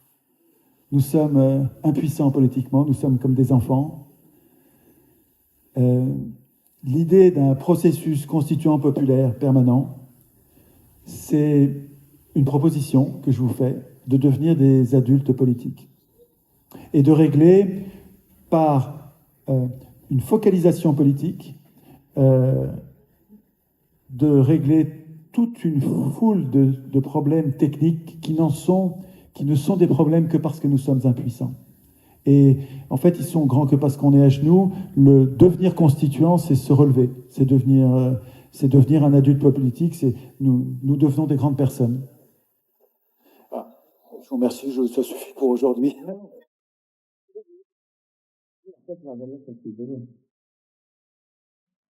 Alors, je vais vous proposer de redéfinir certaines choses et compléter un peu et éviter des malentendus. À la première question, qu'est-ce que la Constitution? Bon, je pense que vous avez quelques notions de base. Là, vous avez un peu affiné le truc. Mais il faut bien comprendre que c'est le texte qui est au-dessus des lois. C'est dans le droit le texte qui est au-dessus de tous les autres. C'est celui qui régit tous les autres. Et ce qui est vraiment important de comprendre, c'est que ce n'est pas un texte technico-juridique. Ce n'est pas aux experts en droit constitutionnel de l'écrire ou de nous expliquer comment le faire. C'est un texte politique. C'est notre projet de société. C'est comment nous voulons organiser la société. Ensuite, les lois devront suivre ce texte que nous avons fait. Il faut bien comprendre que ce texte, il va... Tu vois, j'ai déjà parlé. Que ce texte, il va créer des institutions. Il va créer des organismes, dans des lieux, des gens vont se réunir, discuter, peut-être prendre des décisions ou juste préparer l'information pour que nous décidions. Les tirer au sort, ils ne vont pas forcément décider à notre place. Et puis on ne tire pas au sort un président de la République, on tire toujours au sort au moins 200 personnes. Voire 1100 personnes, c'est pour la France le nombre de gens qui statistiquement va vraiment bien représenter la société. Un échantillon représentatif. Voilà, c'est ce qu'on dit en statistique, un échantillon représentatif. Il y aura normalement, en moyenne, le bon nombre d'hommes versus femmes, riches versus pauvres, profs, avocats, tout ce qu'on veut, chômeurs, ouvriers, courageux, feignants, tout ce qu'on veut. Alors, une bonne constitution, c'est une constitution qui se donne les moyens d'être respectée. On va souvent objecter à Étienne ou à moi, là j'ai invité des amis demain à un apéro constituant, je vous explique le concept après. Une copine là qui tient un café à Vendôme que j'aime bien me dit ouais mais bon, ton texte ce sera jamais qu'un de plus, qu'est-ce que ça va changer de toute façon, ils le respecteront pas, on va perdre notre temps, vous êtes là à bavardouiller. Les tyrans se torchent. Ouais, les tyrans se torchent avec, etc. Bon. Une bonne constitution, elle se donne les moyens d'être respectée. Il faut des citoyens. Quand on a attends j'explique après. Quand on a fais pas ton hâte. Quand on a défini un système qui marche bien, et après, ça peut être assez compliqué, je vais en parler après, on n'est pas obligé de tout faire d'un coup. Je vais expliquer le principe fondamental qu'il y a là-dedans. C'est si on se rend compte que ça déconne, que des gens trouvent des failles, que certaines personnes qui arrivent à hacker un peu le système, bah, on remet ça sur le tapis, on corrige, on met des nouvelles digues, puis on peut se bourrer, on peut changer. Vu que là, il n'y a aucun contrôle, on va peut-être en mettre trop, puis après on reviendra en arrière pour en mettre un peu moins, parce que ça risque d'être peut-être un peu trop bloquant. Enfin, le tout, c'est qu'on ait la main. Je vais y revenir. Une bonne constitution, c'est un texte qui a prévu comment être gardienné, protégé, sachant qu'il n'est pas immuable du tout et que c'est hyper important qu'on ait toujours la main dessus. Parce que la démocratie, d'abord, c'est pas la démocratie, une démocratie. La démocratie, ça n'existe pas. Il n'y a pas de système parfait. Et suivant notre culture, notre époque, notre façon de voir les choses, qui peut tout à fait changer au cours du temps, nous définissons un système qui nous convient où nous nous gouvernons nous-mêmes par l'intermédiaire de gens qui ressortent, voire même élus. Moi, ça ne me pose pas de problème. Étienne, en fait, il n'est pas du tout électophobe, électionphobe, je sais pas comment on dit. Il est d'accord avec l'élection si on contrôle les représentants. Hein. Si les gars, on peut les virer quand on veut, qu'on les fait surveiller par des tirés au sort, qu'on leur demande des comptes à la sortie du mandat, qu'ils sont 3 fois plus publics que les autres quand ils ont déconné sur des trucs de droit commun, etc., ça va mieux se passer. Hein. Bref. Qu'est-ce que c'est être constituant? Ben, ça veut dire écrire la Constitution. Ça veut dire réfléchir aux règles de la société. C'est quoi une assemblée constituante? Ben, c'est des gens qui se réunissent pour écrire la Constitution, ou des articles de Constitution, ou réfléchir à des articles de Constitution. Ça peut être des toutes petites choses. L'assemblée constituante, Étienne l'a dit un peu vite, il dit il faut surtout pas les lire. Ben, on comprend bien que si on élit des gens, surtout si c'est des gens qui vont faire campagne et qui peuvent être aidés par les gens qui ont de l'argent pour faire des grandes campagnes qui vont complètement effacer les autres du décor, surtout avec des médias qui sont détenus par des oligarques, ben, ils vont forcément écrire un truc qui va ressembler à la merde dans laquelle on est, hein, parce qu'ils vont recommencer à faire un truc où ils sont les seuls patrons et on n'aura pas la main. Si on tire au sort les gens qui vont écrire la Constitution, ça change tout. Si c'est 1100 personnes qui représentent à peu près correctement, en tout cas statistiquement parlant, la population française, il y a de fortes chances que ça ressemble à quelque chose dont on a envie. Sachant aussi que ces gens, ils ne vont pas la voter, ils vont l'écrire et ils vont nous la soumettre. C'est nous qui allons la ratifier par référendum. Il faut aussi à mon avis aussi, on va y revenir après, mais de tout faire d'un coup, ça peut paraître un peu indigeste, surtout vu le niveau de conditionnement des populations sur le sujet. Je vais en parler après. Ouais, le conflit d'intérêts pour les élus, c'est clair. C'est pas aux représentants d'écrire les règles de leur représentation. C'est facile à comprendre. Ils se prennent la part du lion. Ils nous mettent de côté. Le contrat social, c'est pas entre les représentants. Ouais. Le contrat social de la Constitution, c'est pas un contrat qu'on fait nous avec les représentants. C'est un contrat qu'on fait entre nous-mêmes et où on décide de comment on va faire fonctionner les choses. On n'est pas une case de représentés et une case de représentants. C'est plus comme ça qu'on voit les choses. Maintenant, c'est quoi la conscience constituante? Parce que c'est surtout sur ça qu'on veut insister, c'était le titre de la conf. C'est de commencer à comprendre ce dont on est en train de parler. Et il y en a plusieurs d'entre vous, à mon avis, qui commencent à réfléchir à ça, qui s'étaient peut-être pas posé la question dans les termes, c'est-à-dire penser en souverain, c'est-à-dire en penser en... Être souverain, c'est on n'a pas de maître, c'est nous les patrons. Alors, on n'est pas chacun des petits tyrans qui vont imposer quoi que ce soit aux autres, c'est juste nous, ensemble, on n'a pas de maître. Nos maîtres ne sont pas les banquiers, nos maîtres ne sont pas les médias, nos maîtres ne sont pas les hommes politiques. Nous sommes les maîtres, nous sommes les souverains. Et penser en souverain, ça veut dire, au lieu de se dire, ah, on va faire des manifestations, on va tout bloquer, on va aller à Bruxelles, on va décharger du fumier, on va foutre la pression, on va se foutre contre l'armée, on va les obliger, on va leur tordre le bras dans le dos, on va pas leur laisser le choix, on va occuper la rue, on va faire quoi? On va implorer nos maîtres, on va les friter, on va s'en prendre plein la gueule. Pourquoi? Je veux dire, nous, on n'a pas d'armes, on sait pas s'organiser. En face, c'est leur boulot, le maintien de l'ordre. L'armée, quoi, elle peut se retourner contre le peuple, ça c'est déjà vu, hein. On ne fait pas le poids. Hein. On va dire, ouais, mais on est le nombre et tout, si on bloque tout. Alors déjà, faire descendre 10% des gens dans la rue, ça va être compliqué. Hein. Et s'ils commencent à tirer, je vous garantis que tout le monde va rentrer chez soi, fissa. Hein. Et les mecs qui vont rester sur le terrain en croyant qu'ils vont leur tenir tête, ils vont juste se faire persécuter, défoncer, et ils serviront d'exemple pour que tout le monde chie dans son froc et n'ose plus ouvrir sa gueule. Hein. Pour moi, c'est vraiment ce qu'ils attendent pour nous la foutre à l'envers. Hein. Alors qu'il n'y a rien besoin de cramer, il n'y a rien besoin de péter. On discute, et on développe une conscience constituante. Quand Étienne dit « il suffit de vouloir », ça peut paraître abstrait, mais je vais essayer de vous expliquer en quoi c'est très concret. C'est l'idée la plus concrète du monde. Ouais. C'est l'idée la plus... Oui, dis ça, c'est tout. C'est l'idée la plus concrète du monde. Voilà. Ceux qui prétendent qu'on va gagner par un rapport de force, c'est eux qui sont abstraits. C'est une vue de l'esprit. Nous transformer en adultes politiques dans notre tête, il n'y a rien de plus concret. J'y reviens. Comment ? Donc la conscience constituante, c'est au lieu d'implorer nos maîtres, au lieu de prévoir on va bloquer, on va leur tordre le bras dans le dos, on va leur montrer qui on est, on va occuper la rue, tatati tatata, on change de conversation. On arrête de parler de ce que nous imposent les médias, on arrête de parler gauche, droite, guerre, pas guerre, etc. C'est important, c'est quand même des sujets importants. On n'arrête pas complètement d'en parler, mais on comprend que c'est secondaire. Le premier truc, c'est discuter ensemble de comment on s'organise. Nous, souverains, comment on veut que ça se passe. Par exemple, pour la guerre, on va peut-être être tous d'accord dans cette salle pour dire bah, on va faire un référendum national. On va demander aux Français s'ils veulent aller se friter avec la Russie. Et puis, on va leur expliquer aussi... alors, le problème du référendum, si les médias sont détenus par des oligarques qui font de la propagande, c'est compliqué. C'est pour ça que dans la Constitution... Sur la guerre, ça va passer. Mais sur la guerre, ouais, je pense que ça peut passer. Et je vous dirai tout de suite après... Bon, je le dis tout de suite, il y a quand même 5 pouvoirs. On a l'habitude du législatif, exécutif... législatif, c'est le pouvoir qui écrit les lois, c'est les députés. Exécutif, c'est le gouvernement, c'est le président de la République, c'est ceux qui font appliquer la loi. Et le judiciaire, c'est ceux qui jugent ceux qui n'appliquent pas correctement la loi. Mais il y a aussi le pouvoir médiatique, le 4e pouvoir, qui aujourd'hui n'est pas du tout un contre-pouvoir par rapport aux autres, tel que Montesquieu avait défini la séparation des pouvoirs, mais qui est exactement sous le joug de l'oligarchie. Pourquoi les oligarques achètent les médias en France? 9 milliardaires détiennent les médias. C'est marrant, on dit milliardaires en France, on ne dit pas oligarques. Ce sont des oligarques. Et ils détiennent les médias. Donc, 95% des médias disent la même chose sur tous les sujets importants. Le Covid, tout ce que vous voulez. Hein. Bref, là, on n'a qu'un son de cloche. Et tous ceux qui sortent du rang se font défoncer. Ça, c'est le 4e pouvoir. Il faut absolument le récupérer dans la Constitution. Il faut interdire à des oligarques de détenir des médias. Les médias doivent appartenir aux citoyens.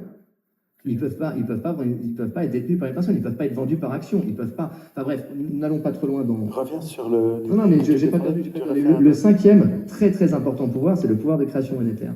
Reviens sur le... J'y reviens après. C'est prévu. Le 5e pouvoir, dont on ne parle jamais, c'est le pouvoir des banquiers. Le banquier, s'il ne finance pas, on ne fait rien. Rothschild disait, je ne sais plus quand, à la fin 19e, début 20e, moi je contrôle la création monétaire, peu importe qui fait les lois. Hein. Le banquier il dit ça se finance pas, ça c'est rentable, ça c'est pas rentable, c'est lui qui décide. C'est à nous de créer la monnaie. Il expliquait rapidement plein de trucs, Étienne, tout à l'heure. Et moi je vais parler de l'échelle communale par rapport à ça. Attends, j'étais parti, attends, laisse-moi. Oui, je voulais dire, c'est quoi la conscience constituante? Et après, les modalités, comment on met ça en pratique, atelier, apéro, machin. Mais vas-y, fais un point, si tu veux.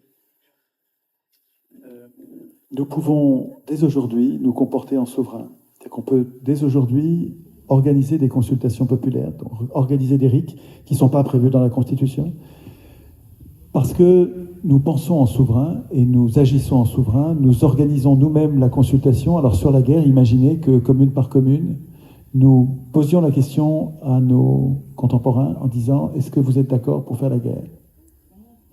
Et si tout le monde partout dans le pays répond non, ok, c'est pas prévu dans la Constitution, ok, ça n'a pas de force contraignante, mais vous imaginez la force politique que ça a et l'effet de contagion que ça a pour développer la conscience constituante. C'est qu'en fait, là, en votant et en s'apercevant que les élus n'en font rien,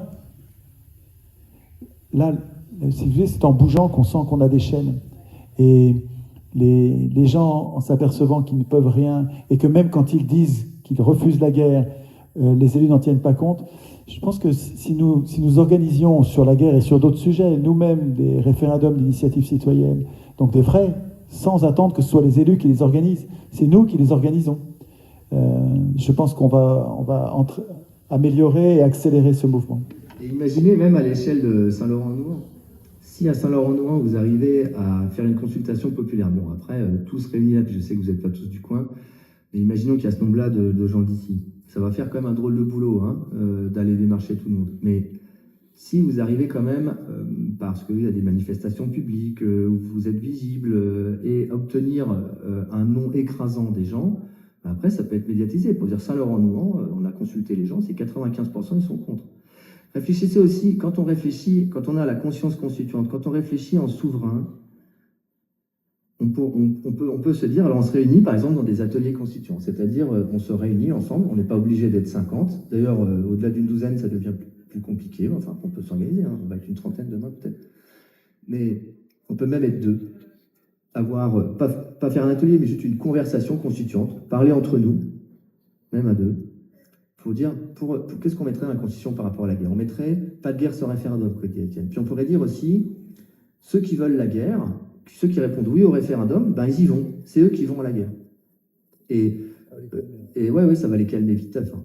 Et on va être gentil, on va pas dire tous les 6 mois, on va dire tous les mois, on refait un référendum. Tous ceux qui veulent revenir et qui veulent arrêter le front, là, machin, qui ne sont pas encore morts, ils peuvent changer d'avis.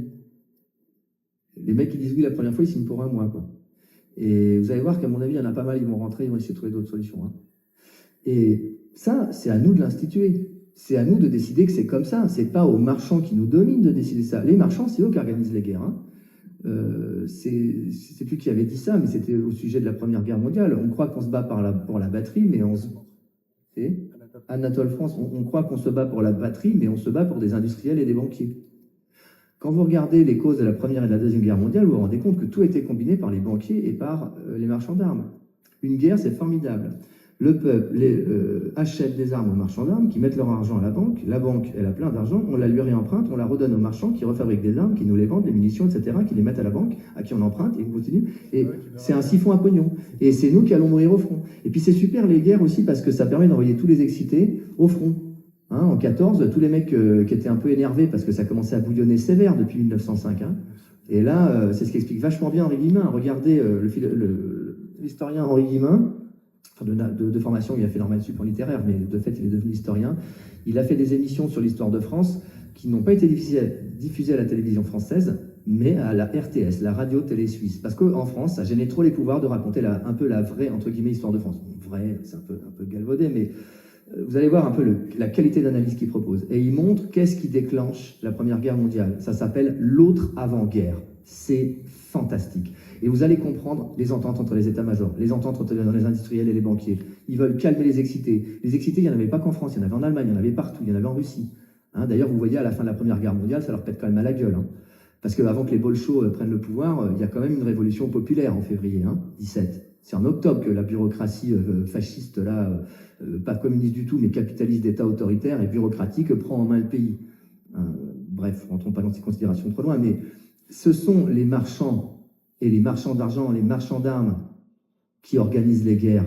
Nous, on a quoi comme recours contre ça? On est là, garde à vous, la patrie, mais foutage de gueule, quoi. C'est à nous d'écrire ça. Vous comprenez de quoi on parle en conversation constituante? C'est ça qu'il faudrait commencer à parler. On peut parler des sujets législatifs, on peut commenter l'actualité, mais n'oubliez pas de parler de ça au moins la moitié du temps. Hein. Parce qu'il va falloir la développer, la conscience constituante. Il ne s'agit pas d'en parler une fois aujourd'hui, puis après on oublie. Hein. Parce que c'est notre analyse, c'est que c'est la seule clé pour s'en sortir. S'il y en a d'autres, on est preneurs. Hein. Alors là, allez-y les gars, hein. Nous ça fait 20 ans qu'on bosse. Si vous nous trouvez des nouvelles pistes, on est au taquet. Hein. On peut faire des apéros dînatoires constituants. C'est ce qu'on fait demain soir. Apéro constituant, on invite 3-4 potes à la maison, on bavardouille de tout ça, on va peut-être écrire 3 conneries, on va rigoler, on va peut-être finir un peu péter à faire le monde, mais on va parler de ça. Pourquoi? Pour se forger un réflexe de pensée, une capacité de lecture. Quand des gens vont nous proposer une constitution, là, des tirés au sort ou quoi, avant de la ratifier, il faudrait peut-être savoir un peu la lire, comprendre les enjeux. Parce qu'il y a vraiment plein de trucs qu'on va se faire bananer. Il faut savoir comprendre l'anticonstitution qu'on a de 58, qui a été ratifiée à 80% par les Français, mais qui ne comprenaient rien aux enjeux du truc. Nous, il faut qu'on les comprenne à l'avance, les enjeux. Sinon, on va encore se faire bananer au prochain coup. Il faut une capacité, pour une bonne capacité de lecture, il faut aussi s'entraîner à l'écriture. Ça va ensemble, on apprend les deux en même temps à l'école. Et comme dit Etienne, je vais répéter ces mots, quand on fait des lignes de A à l'école, quand on apprend à écrire au CP, on s'en fout des lignes de A. Les textes qu'on va écrire en apéro constituant, surtout si on est pété à la fin, on s'en branle. C'est pas ça qu'on va garder. Les lignes de A qu'on écrivait en CP, elles sont à la poubelle depuis longtemps, on n'en a rien à foutre. On était en train d'apprendre à écrire. C'est à force d'en faire qu'après on sait les faire sans avoir besoin d'y penser, ça devient un réflexe. Et après on sait les enchaîner pour écrire des mots et tout. C'est ça qu'il faut bosser au niveau constituant. C'est pour ça qu'il faut bien écrire. Ça paraît délirant parce que ça paraît abstrait, virtuel, de toute façon ça ne sera pas appliqué. Ben non, mais il faut développer une conscience. Si on l'a pas, cette conscience, comment voulez-vous qu'on comprenne ce qui se passe? Comment voulez-vous qu'à la prochaine fois où il va y avoir un moment de flottement, même si c'est pas une insurrection, un moment où il peut se passer des choses, genre gilet jaune ou je sais pas quoi, mais putain, plus on a cette conscience constituante, plus il y a de gens qui l'ont, ben, plus on va retomber sur nos pattes, plus on va gagner du terrain, plus on va commencer à réveiller les autres.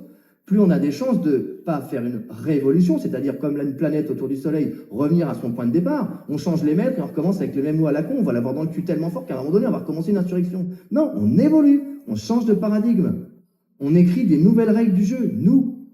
C'est ça la conscience constituante. C'est penser la conception du système humain dans lequel on veut vivre. Et vous imaginez bien que nous, peuple, on ne va pas écrire les lois du capitalisme. Le capitalisme, c'est jamais qu'un ensemble de règles marchandes écrites par les marchands. Ils se sont donné le droit et nous, on a dit « Ah bon, ouais, c'est comme ça, et je peux ramener la... Non, je peux pas. Attends, j'essaie de trouver des nouveaux maîtres à élire qui vont quand même atténuer un peu. Mais ça marche pas trop, vous avez vu, hein, c'est de pire en pire. On n'a pas la main. Et voilà, on est dans un monde géré par les marchands qui écrivent les règles. Ben non, nous, si on écrit les règles, il faut remettre l'humain au centre du capitalisme. Il faut faire un capitalisme humain. Moi, c'est ce que je disais il y a 15-20 ans. J'étais encore un peu con, c'est vers 2006-2008. C'est après 2005 que j'ai commencé à réfléchir. Mais j'ai mis du temps. Hein. Je défendais encore le capitalisme en disant ouais, il faut remettre l'homme au centre du capitalisme, il faut plus que ce soit le profit. Mais le capitalisme, c'est la règle absolue du profit. C'est la dictature du profit. Il n'y a que ça qui compte. Et pourquoi ? Je fais une petite parenthèse. On est dans un système où on fait de la création monétaire ex nihilo. Et il y a un système d'intérêt composé. Un intérêt simple, ça monte, par exemple, on emprunte 1 000 € à 10% tous les ans, donc il faudra rendre 100 € jusqu'à ce qu'on ait remboursé les 1 000 €. Ou de moins en moins, parce que si on rembourse 100 €, il y a 900, il n'y a plus que 90 € à payer, etc. Mais d'intérêt. Mais l'intérêt composé, et surtout quand on commence à rembourser tard, c'est qu'on paye des intérêts, sur des intérêts, sur des intérêts, sur des intérêts, et mathématiquement, c'est mon boulot, les maths, je de la chanson, ça crée une fonction exponentielle. On crosse des hockey là. Et c'est là-dedans qu'on est. Vous avez vu l'explosion de la masse monétaire? C'est le truc de malade que c'est. On a paumé le compte de l'agrégat 4 au début du 21e siècle, de l'agrégat 3, enfin je rentre pas dans les détails techniques, mais on ne sait plus combien il y a de pognon sur la planète. Et moi je vais vous dire un truc, il y a au moins 100 fois trop de pognon par rapport à tout ce qui est achetable. Et Dieu sait s'il y a des choses achetables, vu que le monde marchand a étendu le domaine de la marchandise au dernier degré. Et pas au dernier degré, il va encore gagner du terrain si on le laisse faire. Surtout avec le numérique. Vous avez vu le numérique, maintenant on paye l'autostop. Maintenant, quand on emprunte la perceuse du voisin, il faut raquer. Puis il faut signer à Big Brother, à quelle heure, comment, est-ce que tu l'as rendu en bon état, machin. Putain, et on se note les uns les autres. Mais c'est pas possible, on est en train de se monter un crédit social. Bon, passons, j'en reviens pas à ma conf d'avant. Et vous comprenez la tendance. Si nous, on écrit les règles, est-ce qu'on va mettre le profit au centre? Vous avez la réponse. Bref, ça nous rend robustes. Et à la prochaine fois que ça bouge, plus il y a de gens qui auront réfléchi, plus on aura des chances de s'en tirer. Maintenant, j'ai encore 2-3 petits trucs à dire. Quand Étienne dit qu'on est enfant politique, un peu dans le sens étymologique. Hein, étymologiquement, l'enfant, c'est celui qui n'a pas droit à la parole. Nous, la seule chose où on peut dire, c'est élire un maître préchoisi par le système marchand, validé par la télé.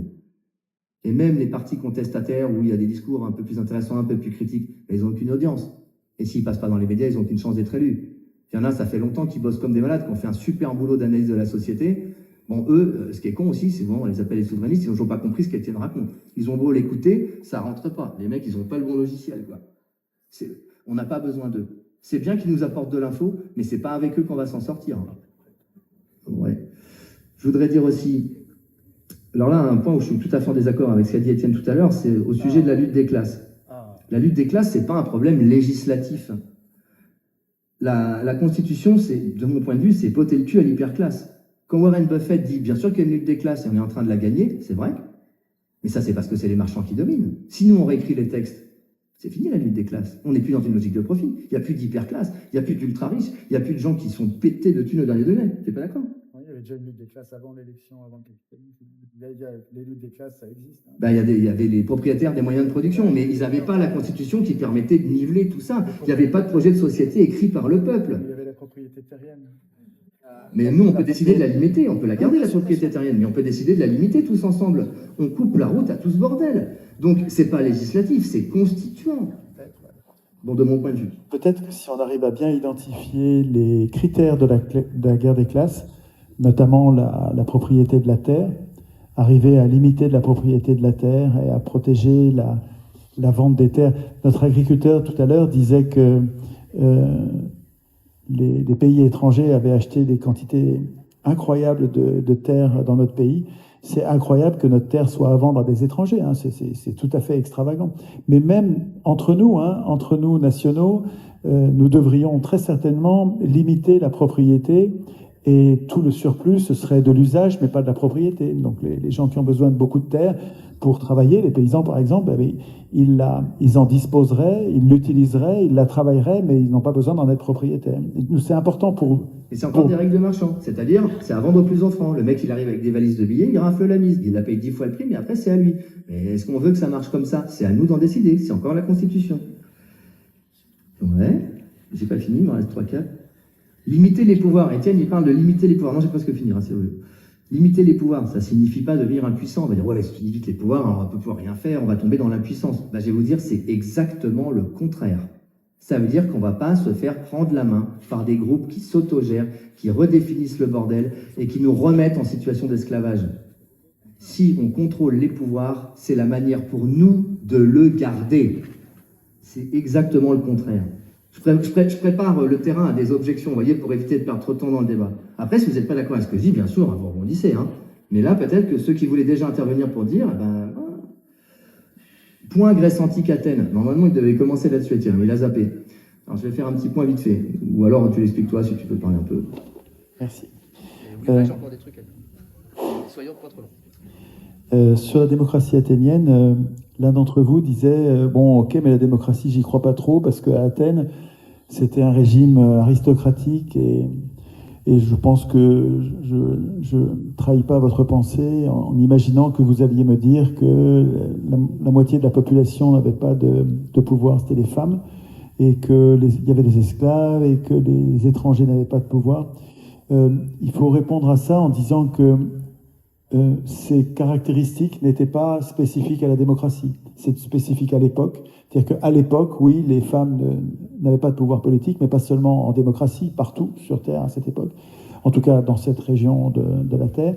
Et puis, donc, un, c'est pas spécifique, et deux, c'est pas ce qui nous intéresse, évidemment. Ce qui nous intéresse, c'est de repérer le germe démocratique qui est réutilisable aujourd'hui, et où, bien sûr, les femmes participeraient et où il n'y aurait pas d'esclaves. Donc,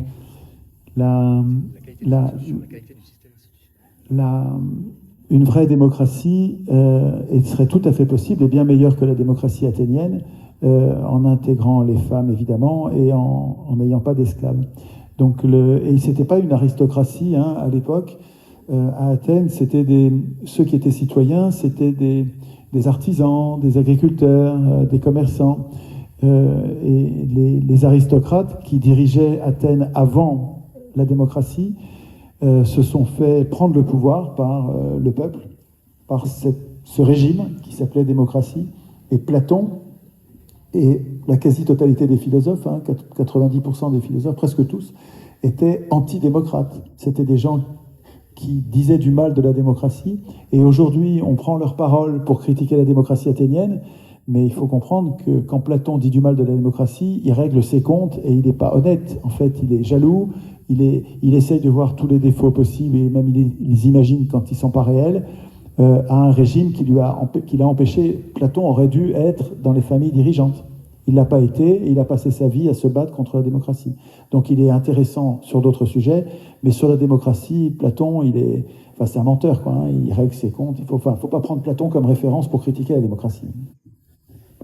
Et encore 2-3 choses à dire. Donc, sur le tirage au sort, on n'avait pas eu tout le temps de développer et on vous invite à regarder les ateliers constituants qui ont été faits sur la chaîne YouTube Nexus, les numéros 4 et 5, qui s'appellent le procès du tirage au sort. Donc, en gros, il y a une trentaine d'accusations. Bon, je crois qu'il y en a 21 ou 24 de traités, parce que les dernières sont un peu redondantes finalement avec les premières. Mais vous allez voir que tous les réflexes qu'on a en disant « mais ça va être n'importe quoi, on va avoir des salauds aux manettes, tout ça, vous allez voir, vous allez même, des incompétents, enfin bref, vous allez voir qu'on a essayé de vraiment rassembler toutes les objections qu'on a pu trouver, et il y a une réponse à toutes, et c'est étonnant les réponses, parce qu'il y a plein de trucs, vous n'y aviez pas pensé, vous ne voyez pas le truc comme ça. Pourquoi? Parce que vous n'avez pas cette culture. Parce que vous avez la culture de l'élection pour vous, et démocratie égale élection, élection égale démocratie. On vous l'a tellement rabâché à l'école, on vous le dit tout le temps, tous les jours, diversité des partis, comme si les écuries de concours sponsorisées par le monde marchand, c'était ça, la démocratie. Hein, vous avez vu un peu la diversité dans les grandes surfaces? C'est sûr, des marques, il y en a, des multinationales derrière, il y en a 5. Vous sentez le problème? En plus, ils sont actionnaires tous les uns des autres, ils ne sont même pas concurrents entre eux. Hein. C'est les maîtres du monde, ces cons-là. Ils sont 4000. Hein. Mais bon, bref. Pour le tirage au sort, on n'a vraiment pas le temps de développer maintenant. Et après, on peut en parler dans le débat si vous voulez, mais tous ceux qui s'intéressent un tout petit peu à la question, atelier constituant Nexus, numéro 4 et numéro 5, vous allez halluciner comment fallait y penser. Il y a un vrai boulot intellectuel. Là, vous allez voir qu'on a bossé dur. Moi, j'y étais pas, mais c'est les copains. Sur choix.org, c'est mon site, et vous avez un menu. Et dans ce menu, vous avez des liens vers des dossiers sur la monnaie, dossiers sur le tirage au sort. Et ça vous permet de trouver à la fois des textes, si vous préférez lire, ou des vidéos, si vous préférez regarder ou écouter pendant que vous faites autre chose de simple. Vous pouvez creuser sur choix.org. Vous trouvez aussi une page Agir, /Agir, où vous trouverez des tas d'autres associations, des associations comme le Mouvement Constituant Populaire, comme Espoir RIC, Culture RIC, Label RIC, qui sont des initiatives démocratiques formidables, comme le portail municipal.fr, qui est formidable aussi. Enfin, vous avez sur la page choix.org /agir, vous avez plein de ressources pour savoir quoi faire pour aider les initiatives démocrates. Le plan que tu vas m'expliquer là, avant de repartir, là, il faudrait le mettre en ligne. Tout ce que tu vas m'expliquer sur comment visiter le site qui est monstrueusement gros et touffu et dense, il va falloir une carte. Ouais, ça. Échelle municipale. Donc là, je voulais en parler vite fait. CF, atelier constituant Nexus 10, qu'on a fait mercredi dernier avec Étienne, pour comprendre qu'il n'y a pas que l'approche constituante. Il n'y a pas que l'approche conscience constituante. En tout cas, l'approche conscience constituante, c'est pas que pour écrire les règles d'un État. Parce qu'on voit encore l'État à l'échelle de la nation. Nous, en fait, on a une autre vision. Cette vision, on vous en parle parce que c'est ce qui va vous parler le plus, parce que c'est à cette échelle que vous abordez la politique. Mais en fait, les constitutions, elles peuvent être faites au niveau local, comme c'était le cas au Moyen-Âge. Vous savez, cette époque où tout le monde était crado, débile et tout. Vous en avez parlé tout à l'heure. Bon, en fait, les gars, ils écrivaient leurs lois eux-mêmes dans les villages. Et c'était pas le baron du coin, ils votaient leurs lois. Et c'est pas le suzerain du coin, le baron du coin, le comte du coin, là, qui faisait la loi. Des fois, oui. Mais la plupart du temps, si ces producteurs, ils bossent plus, ils disent non, mais toi, c'est bon, hein, tu fais n'importe quoi, donc tu te barres. Hein. Ben, le mec, il cultive pas les champs, lui, il mange comment? Donc à un moment donné, c'est quand même un contrat social. Il ne faut pas penser que la féodalité, on écrase les gens. Il faut comprendre que c'était beaucoup plus démocratique que maintenant. Ça peut paraître bizarre, puisqu'on vous a appris à l'école. On n'a pas trop le temps de développer. Mais les longères, les gens écrivaient des constitutions locales. Bref, à nous de recommencer à l'échelle locale. Et plus on est dans des petits villages, mieux ça vaut. Je ne vais pas développer maintenant, mais l'échelle municipale, c'est super important. Pour se battre contre l'oligarchie, de vouloir aller frontalement dans les grands endroits comme Paris, mais avec les enjeux qu'il y a et tout, on n'a aucune chance. Par contre, dans des villages de 50 habitants, 100 habitants, 200 habitants, regardez l'expérience de Ménil-la-Horgne. Voilà, on développe un petit peu. Dans le dernier atelier, c'est un copain, c'est le seul maire réellement démocrate de France. Vous allez voir un peu ce qui se passe dans sa commune, vous allez avoir des cœurs dans les yeux, vous allez halluciner. Vous allez vous rendre compte de ce qu'on peut faire.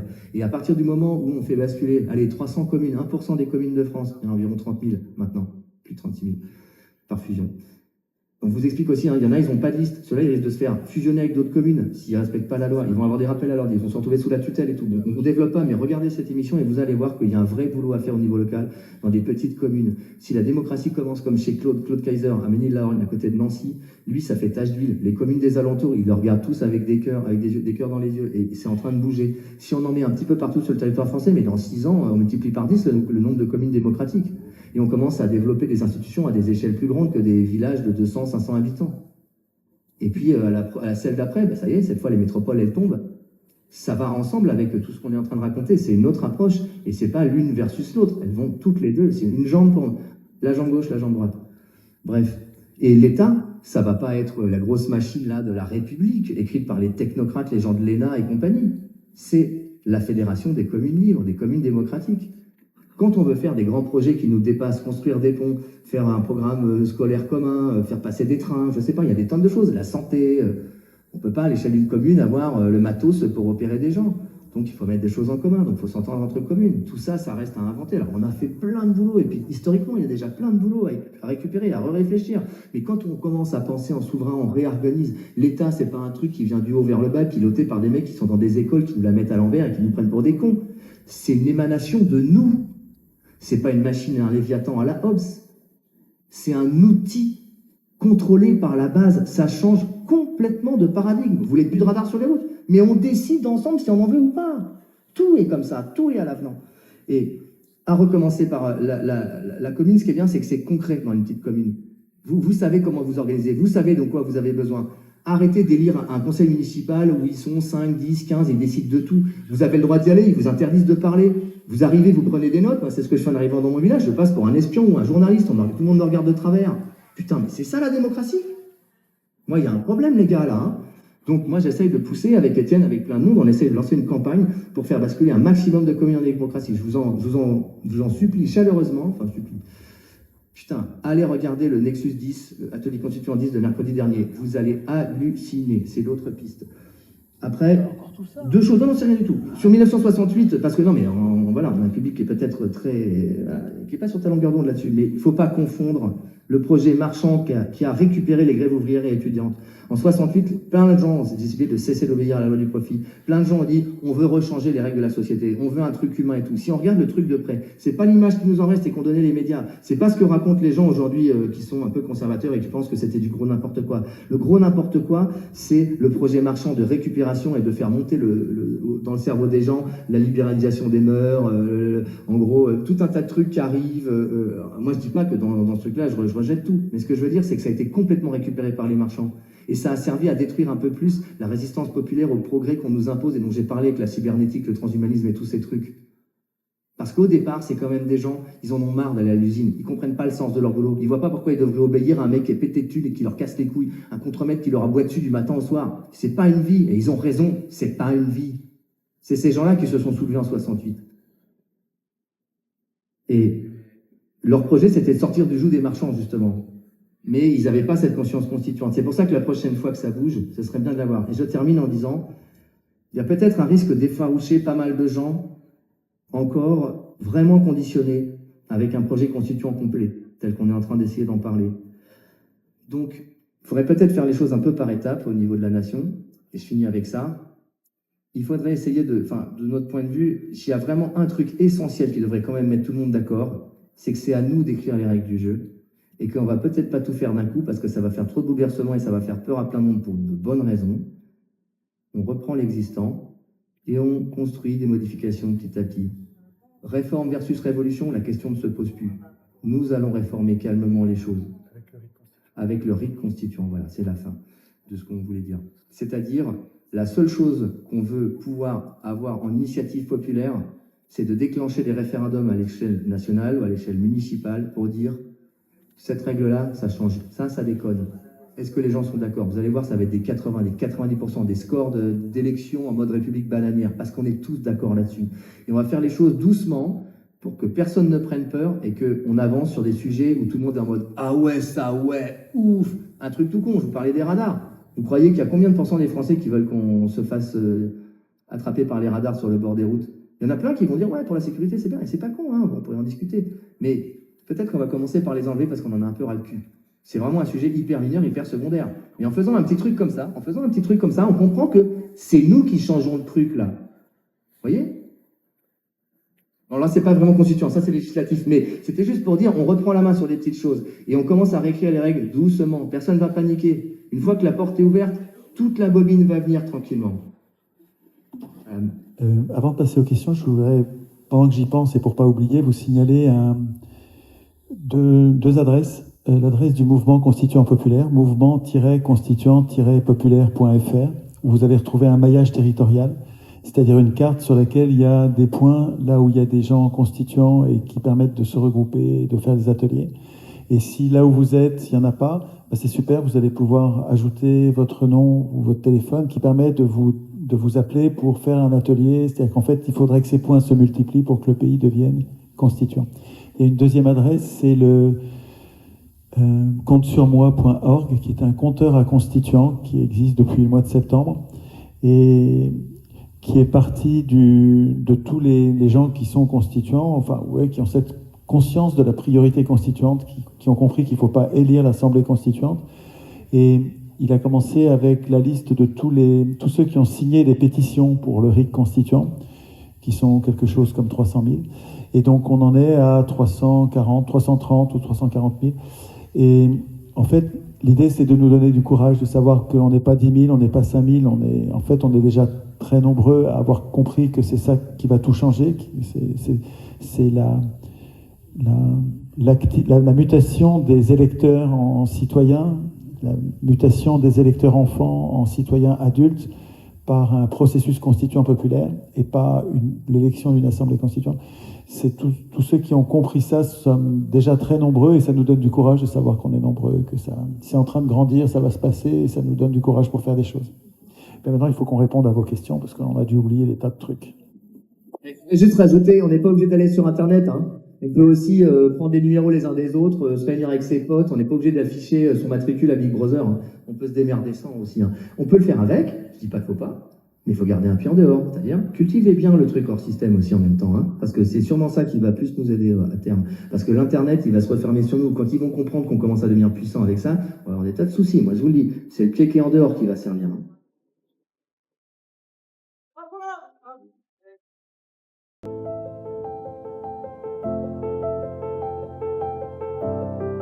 Et je voulais donner ma petite expérience parce que je pense qu'elle a commencé déjà avec la ville de Saillant, puisqu'ils ont fait non pas des promesses auprès des électeurs, ils ont simplement dit on va faire un schéma municipal.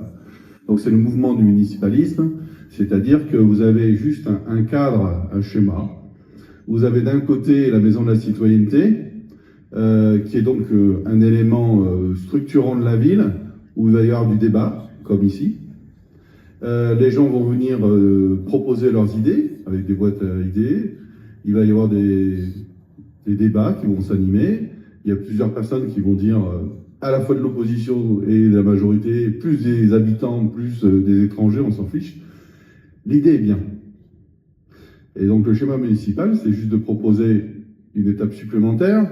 C'est est-ce que l'idée qui est bien, on peut la réaliser réellement, techniquement. Donc on va convoquer dans cette assemblée, cette nouvelle assemblée, qui est ouverte toujours aux mêmes personnes qui étaient dans cette maison de la citoyenneté, qui est une maison libre, hein. On y vient, elle est ouverte. On va parler de technique et on va commencer à élaborer avec des spécialistes du projet dans le domaine de leurs compétences pour dire, tiens, ce projet, il est faisable, il n'est pas faisable. Ah ben non, là vous avez proposé de faire ça en béton, non, on va plutôt le faire en bois, il y a des bois juste à côté, on va faire quelque chose de sympa.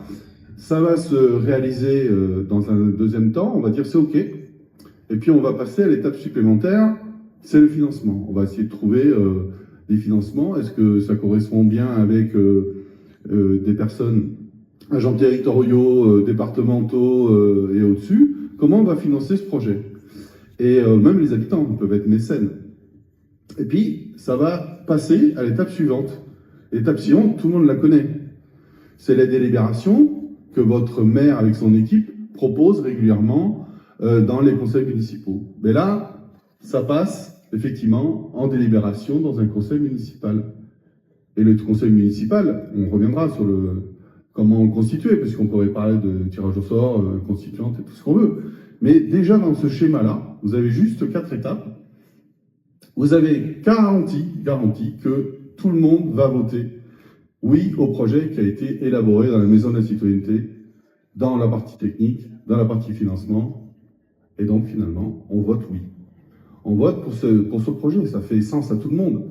Et dans une commune, ça a énormément de poids. Et ça peut être une étape, effectivement, à intéresser les gens à la démocratie. Et ça, c'est, à mon sens, assez intéressant, puisque, comme je viens de ce mouvement-là, certes, ça ne s'est pas fait sur la ville de Saint-Médard, parce qu'il y a eu une trahison de la gauche, d'un certain maire, M. Delpera, qui n'a pas suffisamment mis ça en place dans la ville depuis 2020. Mais il faut savoir que sur les 160 listes citoyennes qui se sont inscrites dans ce schéma municipal, il y a eu 60 communes qui ont réussi à dire ah, « ok, ça passe ». Donc il y a quelque chose qui se met tout doucement en route en France. 60 sur 34 000 et quelques communes, c'est pas beaucoup, mais c'est déjà un début. Et ça permet de dire qu'à un moment donné, effectivement, sur les petites actions que vous avez en capacité de faire chacun, vous pouvez à différents endroits proposer ce genre d'initiative qui peut être une étape pour l'après. Parce que quand les gens commencent à savoir qu'ils peuvent parler dans la Maison de la Citoyenneté de façon libre, comme on le retrouve en particulier dans les nuits debout, vous avez des gens qui passaient derrière les autres gens, il y avait les agoras et ainsi de suite, on discutait, il y avait le porte-parole qui prenait les questions des gens. Elle venait, le porte-parole, au bout de 4-5 questions à poser à l'Assemblée, elle portait la parole des personnes qui étaient un peu timides. Et que la question était intéressante, elle était applaudie. Donc la personne, elle prend confiance en elle. Et puis finalement, la fois d'après, le porte-parole, il passe dans l'Assemblée. Non, la personne, elle fait le tour. Elle vient s'inscrire. Elle prend un fil de gens qui s'inscrivent pour prendre la parole. Et la personne prend la parole. Elle est sûre que son intervention précédente a été applaudie. Donc elle va continuer à la développer, elle va continuer à dire les choses de façon peut-être plus clarifiée, plus précise. Et c'est ça le début de la démocratie, c'est d'essayer de se donner confiance chacun l'un l'autre pour prendre la parole et de finalement faire transiter les idées, évoluer les idées et finalement faire de l'intelligence collective. Donc aujourd'hui, si effectivement il n'y a pas effectivement un pouvoir politique qui, relativement à l'écoute, pour dire voilà, on va demain accepter qu'il y ait une constituante et je crois que pour moi c'est voué à l'échec. Voilà.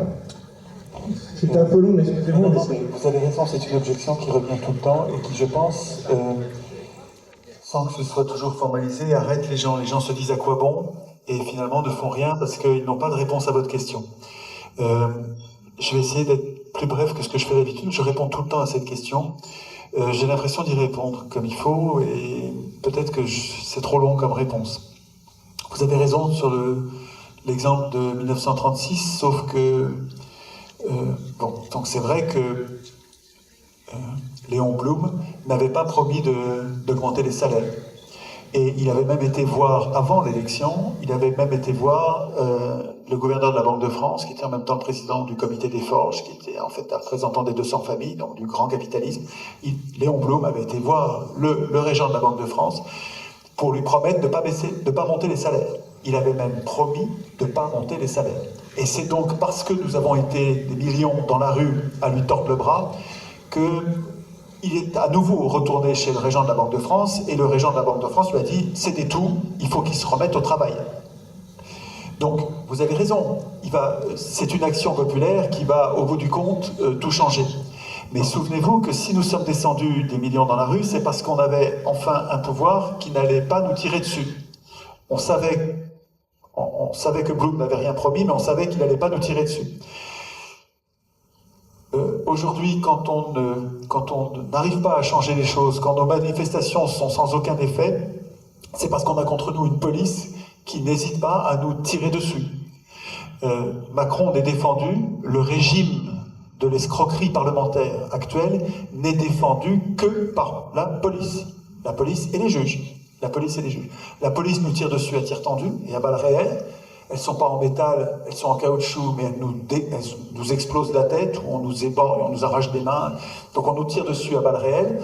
Et donc ça, avec une police aussi déterminée, on ne peut pas résister. On est désarmé, il n'y a pas de rapport de force possible. Donc ce que je vous suggère, Gérard, ce que je propose, c'est une mutation qui fasse que la police ne nous tire plus dessus. Je me mets à la place des policiers. Alors, je ne me mets pas à la place des policiers qui nous tirent dessus, parce que, mais les policiers qui régulent les manifestations et qui nous font rentrer chez nous sont légitimes. Quand on est 1 million, il faut comprendre que si on est 45 millions d'électeurs, il y en a 44 millions qui ne sont pas dans la rue. Et que 1 million ne sont pas légitimes. Vous pouvez tourner ça dans tous les sens, même si vous avez 2 millions de personnes très déterminées à ceci ou cela, si les 43 millions qui restent ne sont pas d'accord, les 2 millions, excusez-moi, je suis démocrate, mais ils ne sont pas légitimes.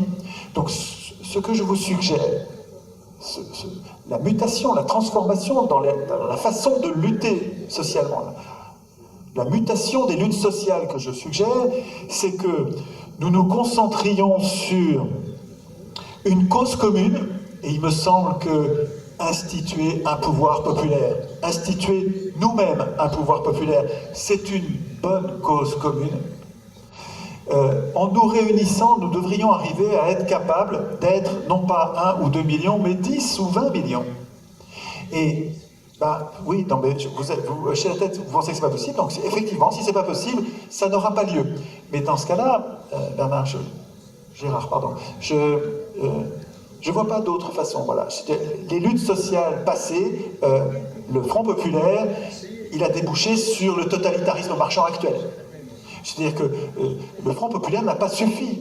Nous avons perdu les gains du Front populaire en quelques décennies. On a avancé et on a reculé plus encore. Bernard Friot montre que le pouvoir d'achat des jeunes gens aujourd'hui qui arrivent sur le marché du travail s'est effondré par rapport aux revenus de ceux qui entraient dans le marché du travail en 70. Dans les années 70, le pouvoir d'achat des jeunes gens qui arrivaient sur le marché du travail était incomparablement supérieur au nôtre aujourd'hui. Donc, je veux dire, nous régressons. Donc, je veux dire, la façon dont les luttes sociales se font encore à l'ancienne, sur le modèle de la CGT, sur le modèle des marxistes, ça ne va pas, ça ne permet pas de résister à un mouvement totalitaire, à une dérive totalitaire. Je suggère que les gens de gauche arrêtent, je comprends qu'ils soient en désaccord et même en lutte avec les gens de droite, mais je rappelle que dans le cadre, dans la cage d'une prison, c'est 20. Ça nous coupe en deux. Si vous avez le peuple qui est coupé entre la gauche et la droite, c'est juste la certitude que nous ne gagnerons plus jamais aucune élection.